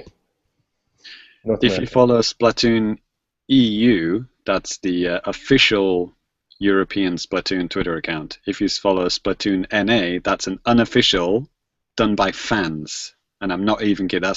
I'm not trolling. There is no American Splatoon account. It's done by fans. But Europe and Japan have their own official ones. Good job. Good job, Reggie. Yeah. Good job, Reggie. Huh. I guess moving on with the news. Oh yeah, that's a brief topic, Danny. Yeah, I know that's not a big topic. NX rumors, yeah. Well, there's we're building up, aren't we? This is we're in January. We're still in the time when we literally nothing official about the NX because Nintendo haven't said anything. And every single podcast you listen to will be talking about these rumors. Right. Basically, it's the fact that there's rumors coming out that NX will be released in a handheld form first. Right. And then a console to be released later, later next year or whatever. And I don't know. I can actually kind of get behind that. Yeah, it kind of makes sense because I kind of like it. Because the Wii U's got Zelda this year and a bunch of other games. It's got Starbucks and Zelda's big games, and probably more other games to come out. And I don't know about you, but I'm not ready to throw my Wii U in a dustbin. And well, I know Ty is probably nodding his head right now, but I've got a lot of hours left to play in my Wii U, and I don't even want to think about having another home console just yet. I mean, I don't know anybody who's thinking I really want a new home console right now, whatever system it is, right? Right. Well, I mean, I think if, like I said, I don't want to go real long on this particular thing, because I think we can talk about this for probably a very, very long time. But, I mean, if they are indeed trying to make some kind of a device where all this stuff works together, the handheld thing works together with the TV thing somehow, I don't know, it just seems kind of weird to be releasing them at different times and just kind of making this divide in the market with what they're trying to do. Good. So that's one aspect of it I don't like. Of course, I mean, 3DS is getting pretty old. It's 5 years old in like a month here in Japan. So I mean, yeah, it's almost time. I mean, they're still selling okay, and there's still like some decent software on here. I mean, Detective Pikachu, maybe. So I don't know. It is also weird because the 3DS is going to get a lot of games in the West this year, all those RPGs that are coming out and everything, right? And maybe less so in Japan. Right, most of that stuff came out last year here, so I mean, not trying to be, a braggy asshole, but it's just the way of things. Well, yeah, I think somebody tweeted out a picture of Final Fantasy Explorers in a bargain bin in Japan. Oh yeah, man. Yeah, I think it was 900 yen. Yeah. Yeah. Yeah, which is And- about like $8 to $9 equivalent. Yep. At the same time, that you can superimpose like picture of it on a Best Buy shelf, for whatever $40-$50. I mean, Bravely Second's already down really cheap too. I got it for Christmas actually. Because I put a bunch of games on my Christmas list that are really cheap. Like it was like 1,100 to 1,200 yen, and I got it. So I mean, that was cool. But Thanks, yeah. Santa. Yeah, thanks, Santa. A lot of this stuff, I don't know, for whatever reason, just didn't do that great here, or it's just going to the freaking bargain bins really quick. The only thing that kind of like doesn't make me want to go, whole hog with this rumor is that, let's say, a game is released like a Mario game or a portable Splatoon game or something like that. If it is released, and if these games are going to work on the TV as well, is it going to have on the box, will work at a future date on a different console, or will they, I don't know, it kind of makes me think that they're not actually going to do the buy one game, get one free route. It's going to be like, it might be cheaper or something like that. You know what I mean? I don't think it's going to be like a cross-buy exactly. But I mean, So, if connectivity is supposed to be this really huge thing about this new console, then that just seems weird to split it up in half, release half of your product at this time of year. It's basically how is this any different really than how things are now, except for now with the new stuff you have a promise of this stuff that's going to happen in the future with connectivity, possibly, some kind of parity with the devices. Do you remember, it was kind of almost like 2 or 3 years to the date I was actually tweeting about this, but do you remember when the iPad came out and there were iPhone games that were going to be up-res to the iPad, but they hadn't quite started doing that. So they said, for now, you can just press this button and it'll blow it up into a larger screen. Mm-hmm. But in the future, if you see a plus icon in the App Store, these will actually contain the iPad version in it. So you buy one version, you get the small iPhone version, and you get the big iPad version. So they could do something along those lines. You buy it at first, it only works on the handheld. But later it will be updated and it will be available to play on the TV at no extra cost or at some little cost or something like that. Mm. But anyway, the one thing's for sure, if they screw this up, it could be catastrophic because, and let's face it, Nintendo could well do that. Yeah. Because nobody wants to buy games twice or buy a system twice or whatever, right? Maybe me, but... Yeah. I mean, it could work out well. I mean, for me, buying a system now for $200 and then the home console next year for $300, that would, help balance my budget. That would be quite cool, but, I don't know how many people would want to do that. I think it's also it might be clever as well to get, because, the Wii U is poison, it's toxic. No one wants to talk about Nintendo home consoles at the moment. They're kidsy, they're like, whatever. But everyone and their mother loves 3DSs. Everyone has a DS, everyone has a 3DS. So if you can get the NX into people's hand as a handheld first, where it's like, oh yeah, cool, this is the new console. Then they release the home console version with all these connectivity features, and you're like, oh, so, I already have half of it. It's not too big of a jump to get the home version. Yeah, I can see that too. Yeah. So it's kind of like tricking you into getting a home console again. And then too, I mean, if people buy it at a later date, then it's a $500 purchase, isn't it? Because if you're not like an early adopter who buys the handheld first, 2 or 3 years down the line, you're gonna see the console and the handheld next door to each other, and you're like, so I need to buy both? Like, that's expensive. I don't want to buy both. They'll make a nice cheap bundle. Nintendo love cheap bundled prices for stuff, don't they? Cheap $500 bundle. Yeah. Look, see any of those Wii U bundles, man? I mean, especially here in Japan, it ain't cheap, man. I tell you. Some of them are almost $2 less than they were 5 years ago. It didn't even come out 5 years ago, but did now. Yeah. Well, I'll tell you what. We had a couple other little different things with just talking about notable releases and charts and all that stuff. I guess I can burn through the charts. We talked about some of these already, right? Yeah. For the releases, that's fine. I mean, I guess some of the cool virtual console stuff. Konami Crazy Racers. Oh. in Japanese. Go ahead, Ty. Oh, that's a fun game. I played it. Yeah, it's got like pretty decent reviews and whatnot. I think on Nintendo World Report got a pretty decent one, if I'm remembering correctly. Maybe Johnny even played that, Johnny Metz. I don't remember like further review. But that's something. You never remember the song on the Japanese TV advert? No. It's great. Oh, you'll have to put it in. Okay. You'll have to put it in. Yeah, Danny will have put that music in, so I hope you enjoyed that, or will about to enjoy that. You will enjoy this.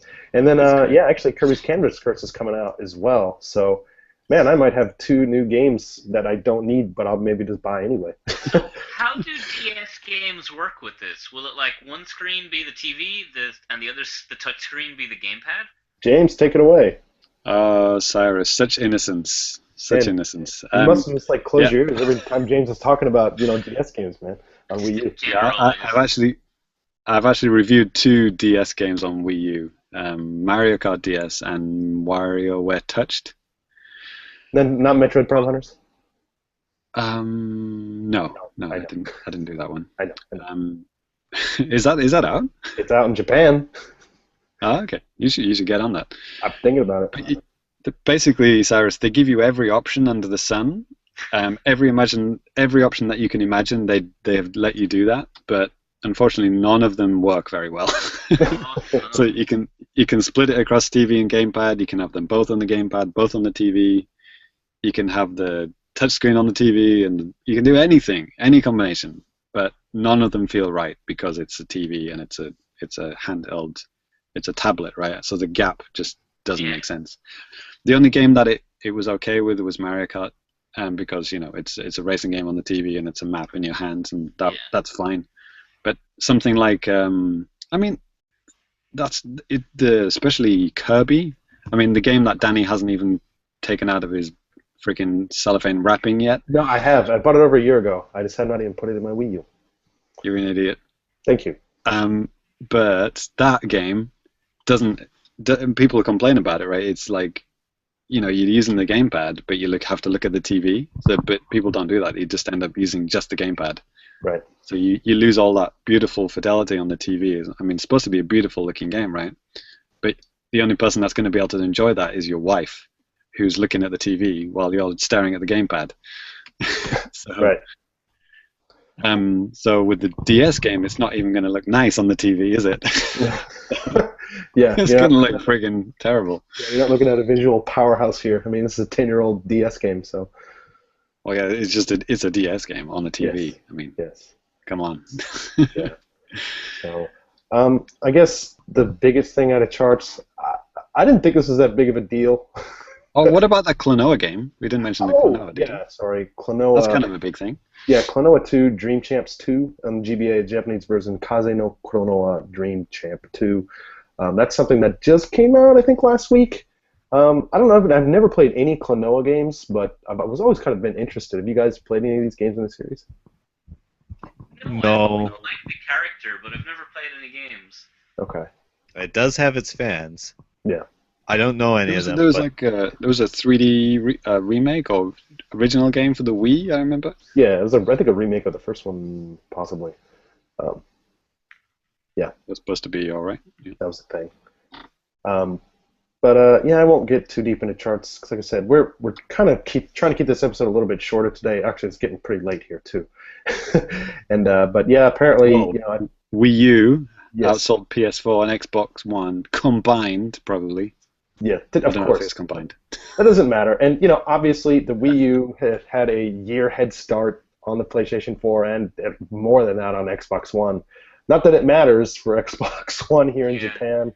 Looking at the lifetime sales is truly saddening for the Xbox One. Looking at the weekly sales is just terrible. And, 52.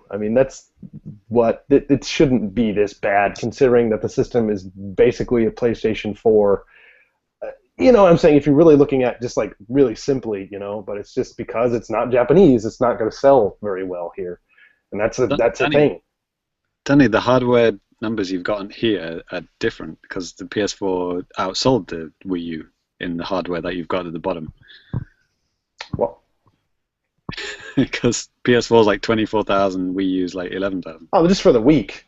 But like total, this is talking about, The lifetime. whole of 2015? Like the entirety of the console's life cycle. Yeah, what I have down here on our agenda, Okay. James. This is just the week. Life to date. Yeah. Okay, I see. Yeah. So, I mean, it's still pretty close. I mean, PS4 has sold through, a little under 2.5 million, and Wii's used just, a little bit over 3.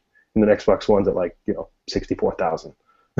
So, but anyway. 52 units this week. Yes. Not even triple digits. Yeah, No. it's so sad. It's so sad.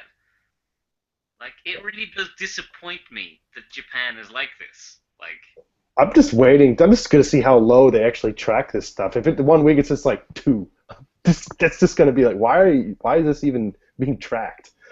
But it would be cool if it gets to 1 and you could be the one guy who bought an Xbox One that week. And, achievement unlocked pops up in the store. Yeah, pretty much. So it's amazing that there's two GameCube Resident Evil games in the top 10, but neither of them are on any Nintendo systems. Oh yeah, that's right. Wow, bitter. Yeah, actually, a lot of new releases that have cracked the top 10 this week. Yeah, Biohazard Zero, or Resident Evil Zero remake, and then a special collection of the remake of the original, and then a remade, Zero. It's a remake. Yes, those are all up there, and Hyrule Warriors on the 3DS is up there, number 3 this week, and the new Yakuza game, both the PS4 and PS3 versions are up in the very top. PS3 killing it in Japan. Yeah, hey, it's still a thing. I mean, when you still got games like these Yakuza games, and Winning 11 coming out, and and people buy this stuff, So that's something that I wish Nintendo would get better at. I mean, Sony are brilliant at that, supporting their consoles, after the next generations come around. Because for example, Wii U was just dominating for so many years, just it was just I think you mean the Wii. skyrocketing. The original Wii, yeah, just skyrocketing towards the most sold console ever, and then it just stopped, and so it just didn't reach what the PS2 did. I mean, the PS2 sold so many after the PS3 was out, way after it was out, because they released that $100 version, and they were still releasing games for it, and they did all those cheap bundles and stuff, with games that. Particularly strange because the Wii U is Nintendo are always backwards compatible to one generation. Yeah. So why don't they support it if it's still literally supported by the console? Yeah. And then they tried Wii Mini. It's what was that about? And what a load of shit. I mean, there's so many things they could have done to support the Wii U better after it, it died.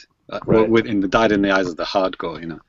They could have done so much, but they didn't, and that's annoying. And the Wii U is going to be even worse than that because it wasn't even popular to begin with. So, this time next year, I mean, Reggie, if we said to Reggie, so what Wii U games are coming out in 2017, he'll just go sorry, what now? He'll say a Wii U what now? He won't even remember how to pronounce Wii U in 2017. So look forward to that. Well, on that note, let's go ahead and sorry. That's okay. Let's go ahead and move on to some feedback. So, as always, if you guys ever have any questions, well, actually, first of all, thank you guys for listening to and tuning in right now. We appreciate you guys watching.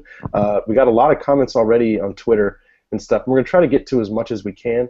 But yeah, if you want to follow us on Twitter, you can do that at the Famicast. If you want to send us an email, you can do that as well. We're famicast@nintendoworldreport.com. Leave comments on the YouTube thing right below here, whatever, all that type of stuff. This first question, Ty kind of touched on this. Actually, I think it was on the last podcast article at the bottom of that, but this one actually comes from Azik in the forums, and he says, hey, question for the next Famicast. Can you elaborate on how is PC gaming in Japan? Availability of games and prices on Steam. One problem with Steam in some countries is that people don't use credit and cards much there, and Steam started to sell. I think. Wait, what the heck? Okay, basically, He's lost it. Yeah, how does this stuff work in Japan? And Ty kind of had a good idea about this because he's a connoisseur of the Steams, as it is. So, Ty, do you want to maybe touch on this a bit? Yeah, I think what I posted in reply was you can go onto Steam and you can just buy a game, and then you select your payment option at a convenience store. Then you head on over to the convenience store and you pay there through the kiosk, or you could just give like the number for an internet purchase to the cashier, or either or, depending on the convenience store. I said I was gonna go test it out, but I didn't. But some of my, but yeah, I have some friends around here that have totally done that. And as for like the more general question of PC gaming in Japan, you know, it was never huge, but over the last few years, it's definitely been getting like a lot more traction, I think. Cool. I don't have any numbers to support that, but that's the vibe I get. Yeah, even from like PC fighters, I've been seeing a lot of Japanese names popping up in lobbies where, you know, 2 or 3 years ago you wouldn't find any real Japanese players playing. Right. Yeah. Cool. You guys know anything about playing computer games? Man, I got a Mac. Come on. Okay. Yeah, I got nothing. Sorry. All right. So I'll leave it at that, and I'll, if I do buy some games on Steam through the convenience store, I'll definitely talk about it. But yeah, mostly I've just been using my debit cards, which seem to work fine. Like when I go to buy a game, like sometimes they'll tell me, "Oh, you're on the wrong marketplace. Let's put you on the correct one," and it's like, you know, it just gives me the same game, puts it in the same thing because there are no regional differences ever. Maybe the story would be different if you're in Australia. Yeah, no, the prices haven't been weird either. They've been, you know, about the same, like with the current-ish exchange rate. Like, you know, I haven't been screwed on any prices or anything that I've noticed. Okay. That's cool. So, yeah, it's pretty nice. I haven't been fucked. Not yet. By Steam or Japan as far as that goes. So, hey, good news all around. Yeah. I love that you can pay for it at the convenience store. It's so Japanese. Yeah, it's a really cute system. I love that stuff. Like, like some of my friends here were like so excited when that happened. Like, oh, I could just pay at the convenience store? It's so convenient.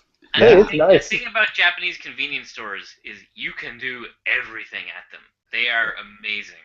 Yeah. It's more like a post office, isn't it? Yeah, like I pay my phone bill there. You can buy movie tickets. You can buy everything at the conveni. They've got just like you can collect your post there. It literally is a post office. Ooh, buy your concert tickets? Yeah, there's like there's one of the people I follow on Twitter. She lives in Japan. She does like a lot of comics. She goes there and she like scans all her stuff in the conveni. All her comic pages are like scanned in the conveni and all this stuff. Yeah. Oh yeah, scans, faxes, prints, all that sort of stuff. Bathrooms, the only place you can ever find trash cans in Japan. Well, they started putting them inside, so I can't dump my, toxic waste in the middle of the night, walking around drunk. It's inside now. That's here in Saitama, but that's what the bathrooms in large malls are for. In there. Okay, good to know. So, Siren's here for all of your trash can needs. Yeah, I think I got my Mario concert tickets in the convenience store. Yeah, I get everything there.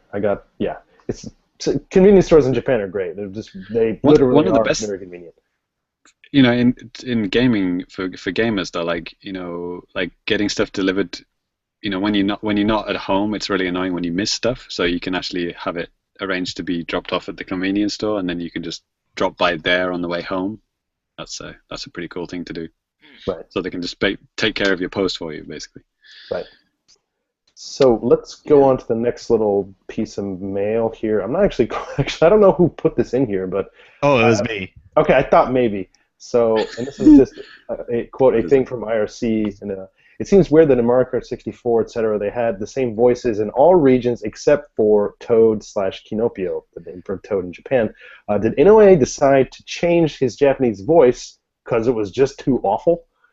I didn't really know the differences between these voices until I started checking this stuff last night, and I was going through like every character. Well, I think most of the characters, like Wario in Japanese, just sounds like a freaking maniac. Because he is. Yeah, I mean, even more so. His voice is deeper, and he just seems like more of a crazy person. Cool. I know they had to change a bunch of Wario and Luigi's voice samples. I think maybe in the Mario parties because they mentioned like, "Oh my God," but I didn't know it was full voice swaps. But that's cool. Yeah, for some things, yeah. And, I mean, yeah, Luigi's voice is just really high-pitched in the Japanese version. Peach, you could just hear the Japanese girl behind the voice. Like, okay, and it's, instead of something like, okay, it's like, okay. It's just, like, so... Actually, in Mario Kart 8, I actually do hear a tinge of Japanese in Mario Kart 8. Okay. Do you hear that? Yeah. I think some of them, they haven't changed. When are they going to add in like voice pack DLC using the Cat Mario voices, the UK Cat Mario? I'd play Mario Kart with those voices. I would pay money to not have that in my game, please. Yeah, but as for the reason why these were changed, maybe it really was because they were just too awful. I really don't know. I couldn't. Yeah, it seems kind of rhetorical, I think. Yeah. Okay. Okay. Maybe I shouldn't take this stuff so literally here. But I'm just surprised that we got a question from IRC. It's like, is this like? It wasn't asked at us. I just saw it and I thought it was interesting, so I put it in. Oh, okay. I was just like, how? Like, what?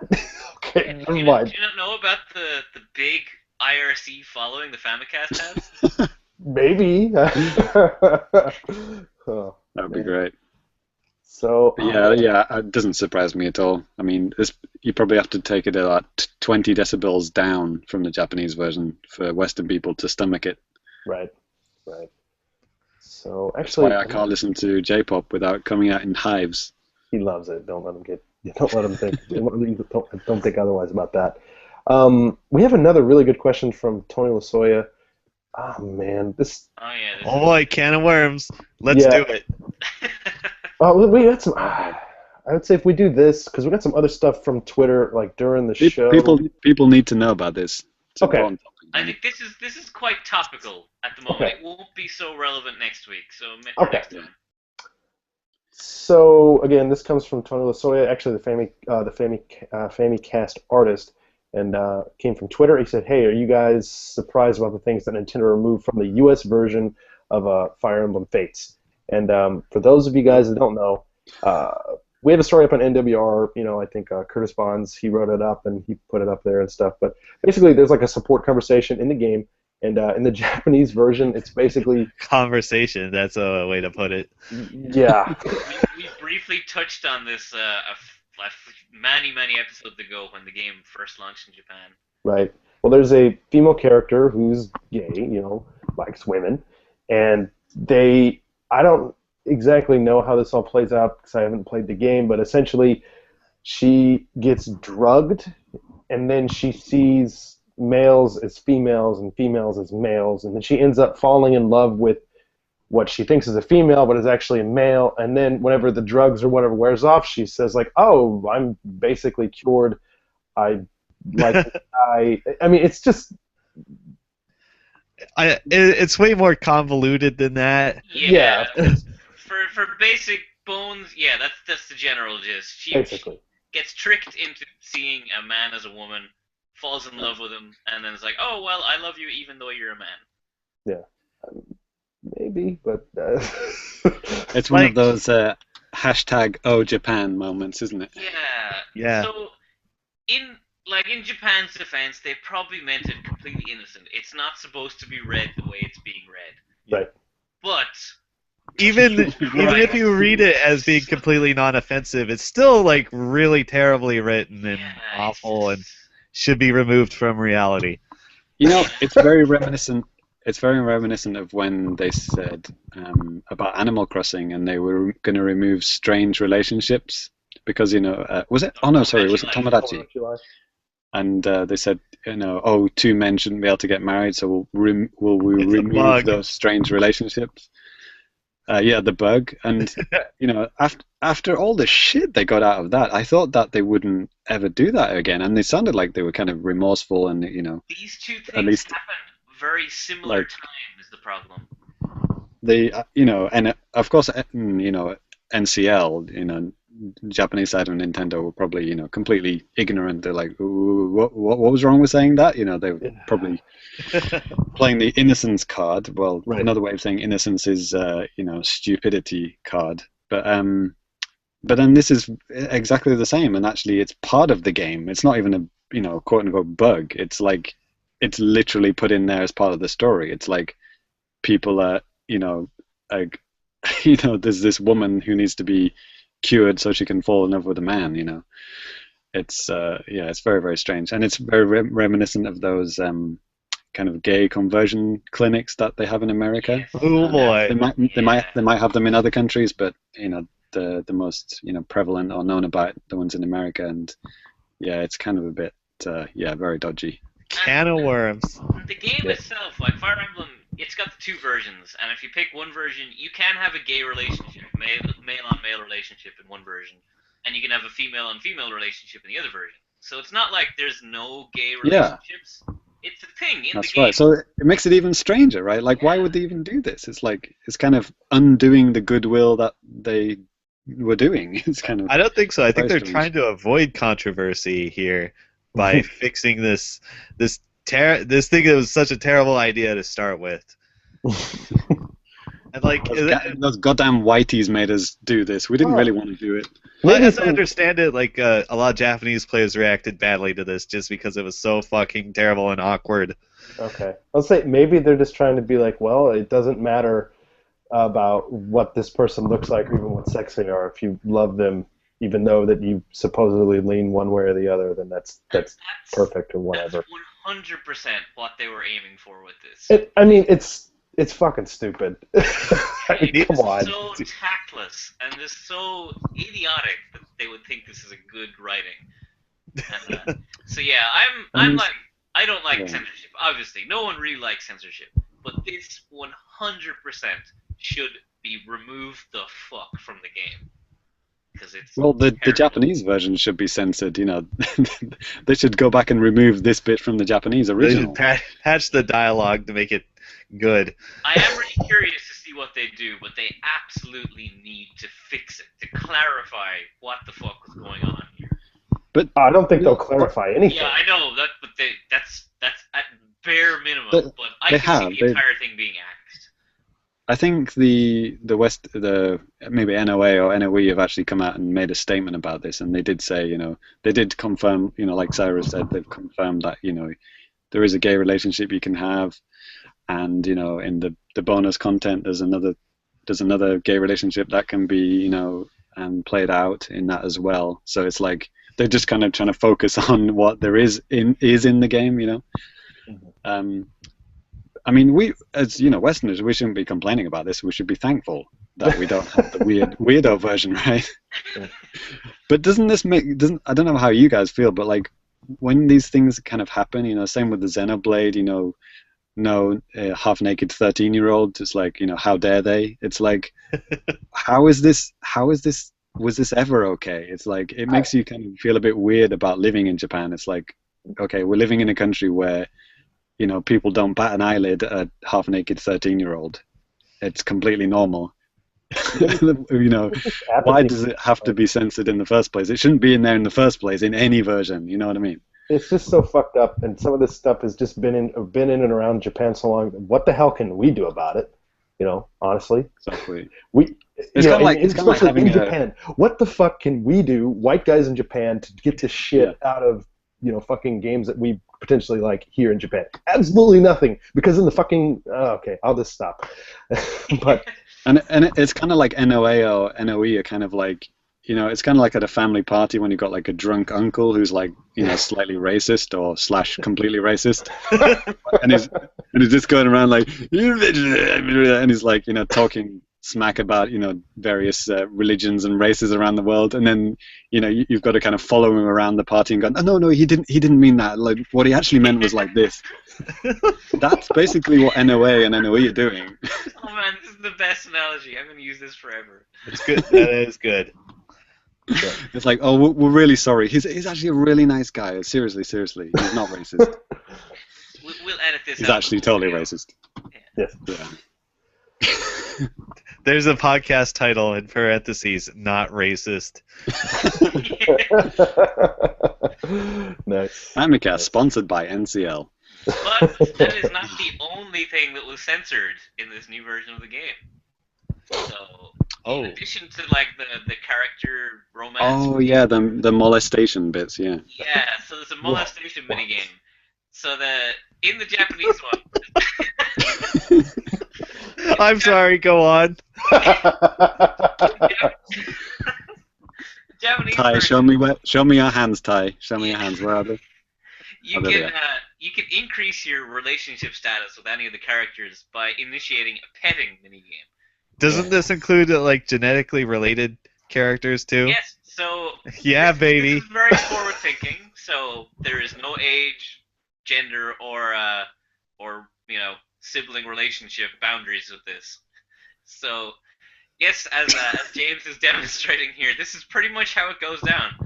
Ignore me doing this. Ignore me doing this. Don't look at me doing this. Yeah, so you go to a character in like the My Castle, which is just you wander around talking to your characters,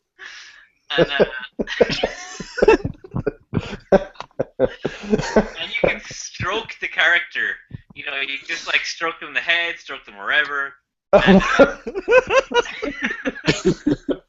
it will increase your affinity. That is not helping. But yes, man. this game was, for reasons beyond my comprehension, removed from the European version. You can no longer stroke your sister until she loves you more. What I have heard as a valid complaint against this getting removed is that affinity for your characters is actually important to the game. Or like it levels up the characters if they have affinity for each other. So by removing this entirely, you are making the game harder to play for the Western version. So I can see that that's a complaint. But still, Jesus Christ. Why don't you just like Is it talk to your sister? Is it definitely going to be harder, or are they going to tweak other things? So if they tweak other things to replace it, that's fine. Whatever. Problem solved. But, I would rather have other things altered so that I don't have to stroke my sister to finish the game. So that's still up in the air then. Yes. Okay. Wow. Again, does anyone else feel awkward about living in Japan? Perfectly fine. Every day. Yeah. Perfectly fine with my life choices. Yeah. Anyway. Yeah, now I feel dirty. We should keep going. Yeah. Yeah. I hope we haven't just undone all the good we've talked about Probably. by just laughing through all this. Yeah. No, that's exactly the correct reaction. I think is the laugh. Yeah, I agree. I have to agree with Ty here. I mean, if I Just see too anything- absurd. Yeah, to see stuff like it's ridiculous. What else can you do, man? It's the kind of thing you expect to see in like some of those super dodgy PSP games. Or Yo, prison girls, prison banned girls. from Twitch. So that's the kind of thing you expect to see in those games, not in like Fire Emblem, where it's like, come on, dudes, tuck it back in. That's a pretty big piece of the Japanese market, though. You gotta crack that top 10 list. Yeah, yeah. And again, it's fine. Like I'm okay. Like Mirth is a pretty cute guy. I wouldn't mind petting Mirth. That's fine. But level up if I could pet Mirth and it levels up my Smash amiibo, that's cool. But I'm just glad that these Smash Brothers fighters have finally got their own game. Yeah. Yes. yeah, it's been a while in the making, but Along with that robot guy, Metroid. Yeah. Yeah. He should get his own game one day. Maybe he'll have a cameo in that new Galactic Federations game. Federation Forces, me. That too. Or whatever. Don't correct him, Danny. Do not correct him. Maybe he sides onto some like underground knowledge that none of us know about. Or not. Yeah. It's not worth So- getting upset about. Yes. So yeah, thank you for everybody that wrote in. It's been a lot of fun. A lot of laughs. A little too much fun. Yeah, I think so too. So please keep sending in stuff. We like to hear from you guys. And yeah, so that's going to go ahead and do it for the feedback. And actually, that's going to go ahead and do it for the show as well. So yeah, so I guess we'll kind of end off by giving you our Twitter handles so you can follow us there. You can actually see mine on the screen here. You can follow me at DannyBiv.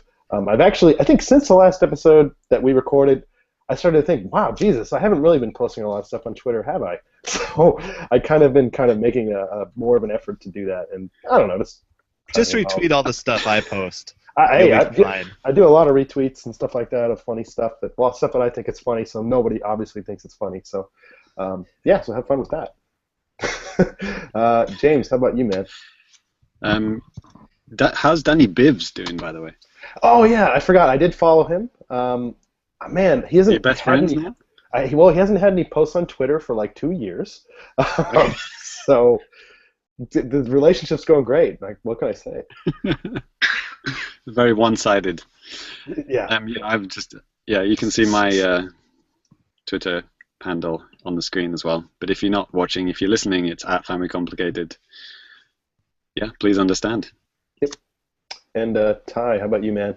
Oh yeah, my Twitter is SuperCatDrugs. I recently retweeted a picture of a Garfield telephone with the text, "This machine kills fascists." Nice. You want that and much, much more. Yeah. Super Cat Drugs. Yeah. Check in. You might learn new and interesting things about Killer Instinct and internet sass. I've heard internet and I heard wait, what? Okay. Sass. S-A-S-S. Got it. Back talk Hot and riff-raff. Hot sass. Well, Danny, it's been a visual episode today, so I hope people go back and watch this on YouTube if they're listening to this on iTunes. We'll give them a little bit more bonus content for maybe 1 minute extra. Oh, Sure, yeah. Actually, before we do that, lastly, Cyrus, how about you, man? How I'm can we here find too. you? Thanks, James. I got you. Who? So, my Twitter handle is @Celsci. You can Mhm. follow me for fascinating insights into the world of cooking, students, and gardening. And, Cooking students, Jesus Christ. Cooking students. yeah, maybe not in that order. Maybe it is. I don't know. And Find then out everything at Celsci. accepted in Japan.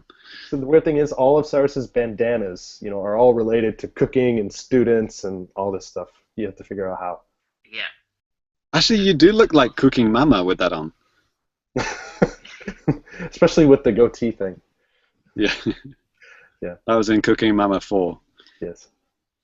So, all right. Well, this is going to do it for the regular part of the episode. So, thank you guys for tuning in live. Thank you for listening to the podcast. Be sure to rate and review us on iTunes. Also, be sure to check out the other cool and exciting podcasts we have over at NintendoWorldReport.com. Yeah, and that's going to do it. So, signing off for the regular part of the episode. If stick around for the video stuff, we might have a couple of other interesting things to show you. In my case, probably not, but Peace. maybe these other guys. So, see ya. Take it Peace easy. out. So, Danny, in your face. Oh yeah. So Puzzle. this is a puzzle that my wife and I found for James and his son, which I hope he actually did your son actually help you do this, or did you just do it and glue it together? He couldn't even begin to start doing it. Okay. He's doing like Still 12 standing in the piece corner. puzzles. Okay. Well, I thought, 300 pieces? That's a lot of pieces. Maybe little kids can do this. Yeah, I didn't think it sounded that much, but when I opened it, I was like, Jesus Christ, it's like 300 tiny pieces of like, most of it's blue, as you can see. Yeah. Oh, hey. When I I saw got that, I any- was like, yeah, this is kind of a challenging enough puzzle in places. It's just solid But- blue. I stupidly started making it at like 10 one night, and I knew that I wouldn't be able to just like leave it on the table because it would just get destroyed the next morning, when we have breakfast or whatever. So Right. I just stayed up until I finished it. It ended up taking 3 hours. Good But job. I did like a what do you call that, time-lapse video Yeah. of me making it, so you can see all 3 hours, but within 3 minutes. Nice. How is it not falling off, whatever that thing is? Did you just like glue it onto a piece of cardboard? It's pretty cool, actually. All Japanese jigsaws come with like a packet of glue, like very liquidy kind of, watery glue. So you actually, and a little scraper thing. So you once you finish, you put it on cardboard or like a frame, and you just pour the glue on top from the sachet, and you just kind of like scrape it across, and the glue goes like between the cracks and like around the edges, and it kind of like basically sticks it like this. So yeah. That's cool. They expect you to like hang it, I guess. Maybe I'll put it behind. Maybe I'll put it somewhere over there. That makes me scream inside. I'm like, it's like it's a jigsaw. You make it multiple times. What are you doing? No, after I'd finished it, I mean, I just kept imagining Danny's face, kind of laughing at me, like, "You'll never be able to complete this puzzle." It wasn't it at all. Screw you. I was thinking, I hope you have a good time with this. No, I was going insane. Okay. I was going insane. It was like, midnight, and I still hadn't finished. So I'm like, fucking Bivens, Son of a bitch. Yeah. These stickers behind me, that's totally different. That's They're taking 3 hours. I got this as a. Sorry, no, that was a lot faster. This was my Homer Simpson bowling ball present. And by that, I mean that I bought it for my son, and he helped me decorate the wall. Nice. So, yeah, I actually didn't realize it was all 8-bit. You get this from Super Potato, by the way. Oh, okay. All the boxes look the same, but if you, on the back of the box is like a little sticker, and it'll tell you which version is inside. I didn't actually look at that. So there's a Mario World, there's a Mario, basically all 4 of the Marios that are in Mario Maker. I just so happened to get the 8-bit one, so I was happy with that. Cool. You can basically make it whatever you want. It's like real-life Mario Maker. Basically, in your house. Yeah, and I think you saw these earlier, didn't you? Right. This one I wanted to get. This one I got. Somehow ended up getting. And one more thing. My last thing is this book, Legends of Localization. Mm-hmm. So this is a book all about how Zelda.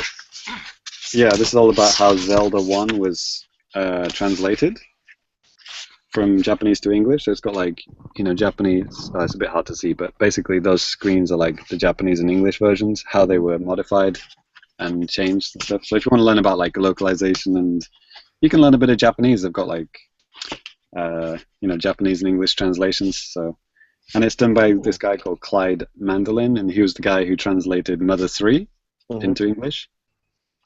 The fan translation, because obviously there's still no actual English version. Right. Is that a limited edition for that book, or is it just you can just get it? No, it's just a regular book. Anyone can buy it. Okay, because I remember reading about it. I want to get a copy. I want to read that book. I did get a few extra bonuses with. I don't know if this is limited, but there's like a badge and like a sticker, and cool. I think it's made by Fangamer.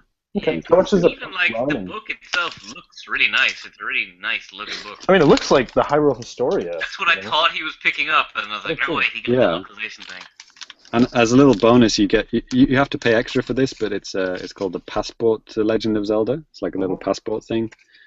And on the first page, it looks like a passport, but it's like Hyrule themed. And this is basically like a word list of all the words that you will need to play Zelda 1 in Japanese. Huh. It's very cool. It's very cute. It's got the original illustrations in and stuff. How much did all this stuff run? But you can learn a lot of Japanese from this. It's pretty cool. How much did all this run, James? So I think this is like a 1,000 yen extra for the passport, and this is like almost 3,000 yen for the book. Okay, you could do. Where did you buy it? They've got a dedicated website for it. It's not on Amazon, I don't think. Oh, okay. So you can buy it. Okay. Well, I'll talk to you about that later. That's cool. Yeah, it's cool. Yeah, I'm done. Okay. Anybody else have anything they want to show? Oh yeah. I've been waiting to show this. Okay. Check this thing out. Yeah. Whoa. A big ass Yoshi figure or something. I got it out of a UFO catcher. And you guys are seeing the first unboxing. Uh-oh. Like, I'm looking at the box. It says its face, and it his feet move and some other body part. I don't know if that's kanji means a tail. I hope it does. You don't want to know. I thought that was the Dangerous giant yarn territory. amiibo. Yeah, this is the world's biggest amiibo. Hold on. They Same do actually size. have one that big, don't they? Yeah, I think it Yeah, is about that big. it's slightly smaller, but yeah, they was just launched kind of semi-recently. Right. I love it's like That's the amiibo sensor is in its foot, so you just kind of like stamp the Yoshi's foot on the amiibo thing and it works. Okay, I'm gonna watch this on YouTube later. I have to go now, but I'll watch Ty on YouTube later. I Later. promise. All right, peace. Peace. All right, what the fuck is happening? I remember when I learned when I opened up a box for the first time in my life. It was just like this. Yes, I couldn't figure out where to put my mic. had no idea. Yeah, Actually, exactly. speaking of amiibo, aside from Splatoon, I've never used an amiibo before. Really? I just, bought them, so I finally got to use my amiibo in Hyrule Warriors. Nice. Uh-oh, Ty's got it out. Oh my god. You got a big schnoz. Really nice looking figure, actually. Yeah. Yeah, I thought it'd be assembly required or something. All right, let's see what it does.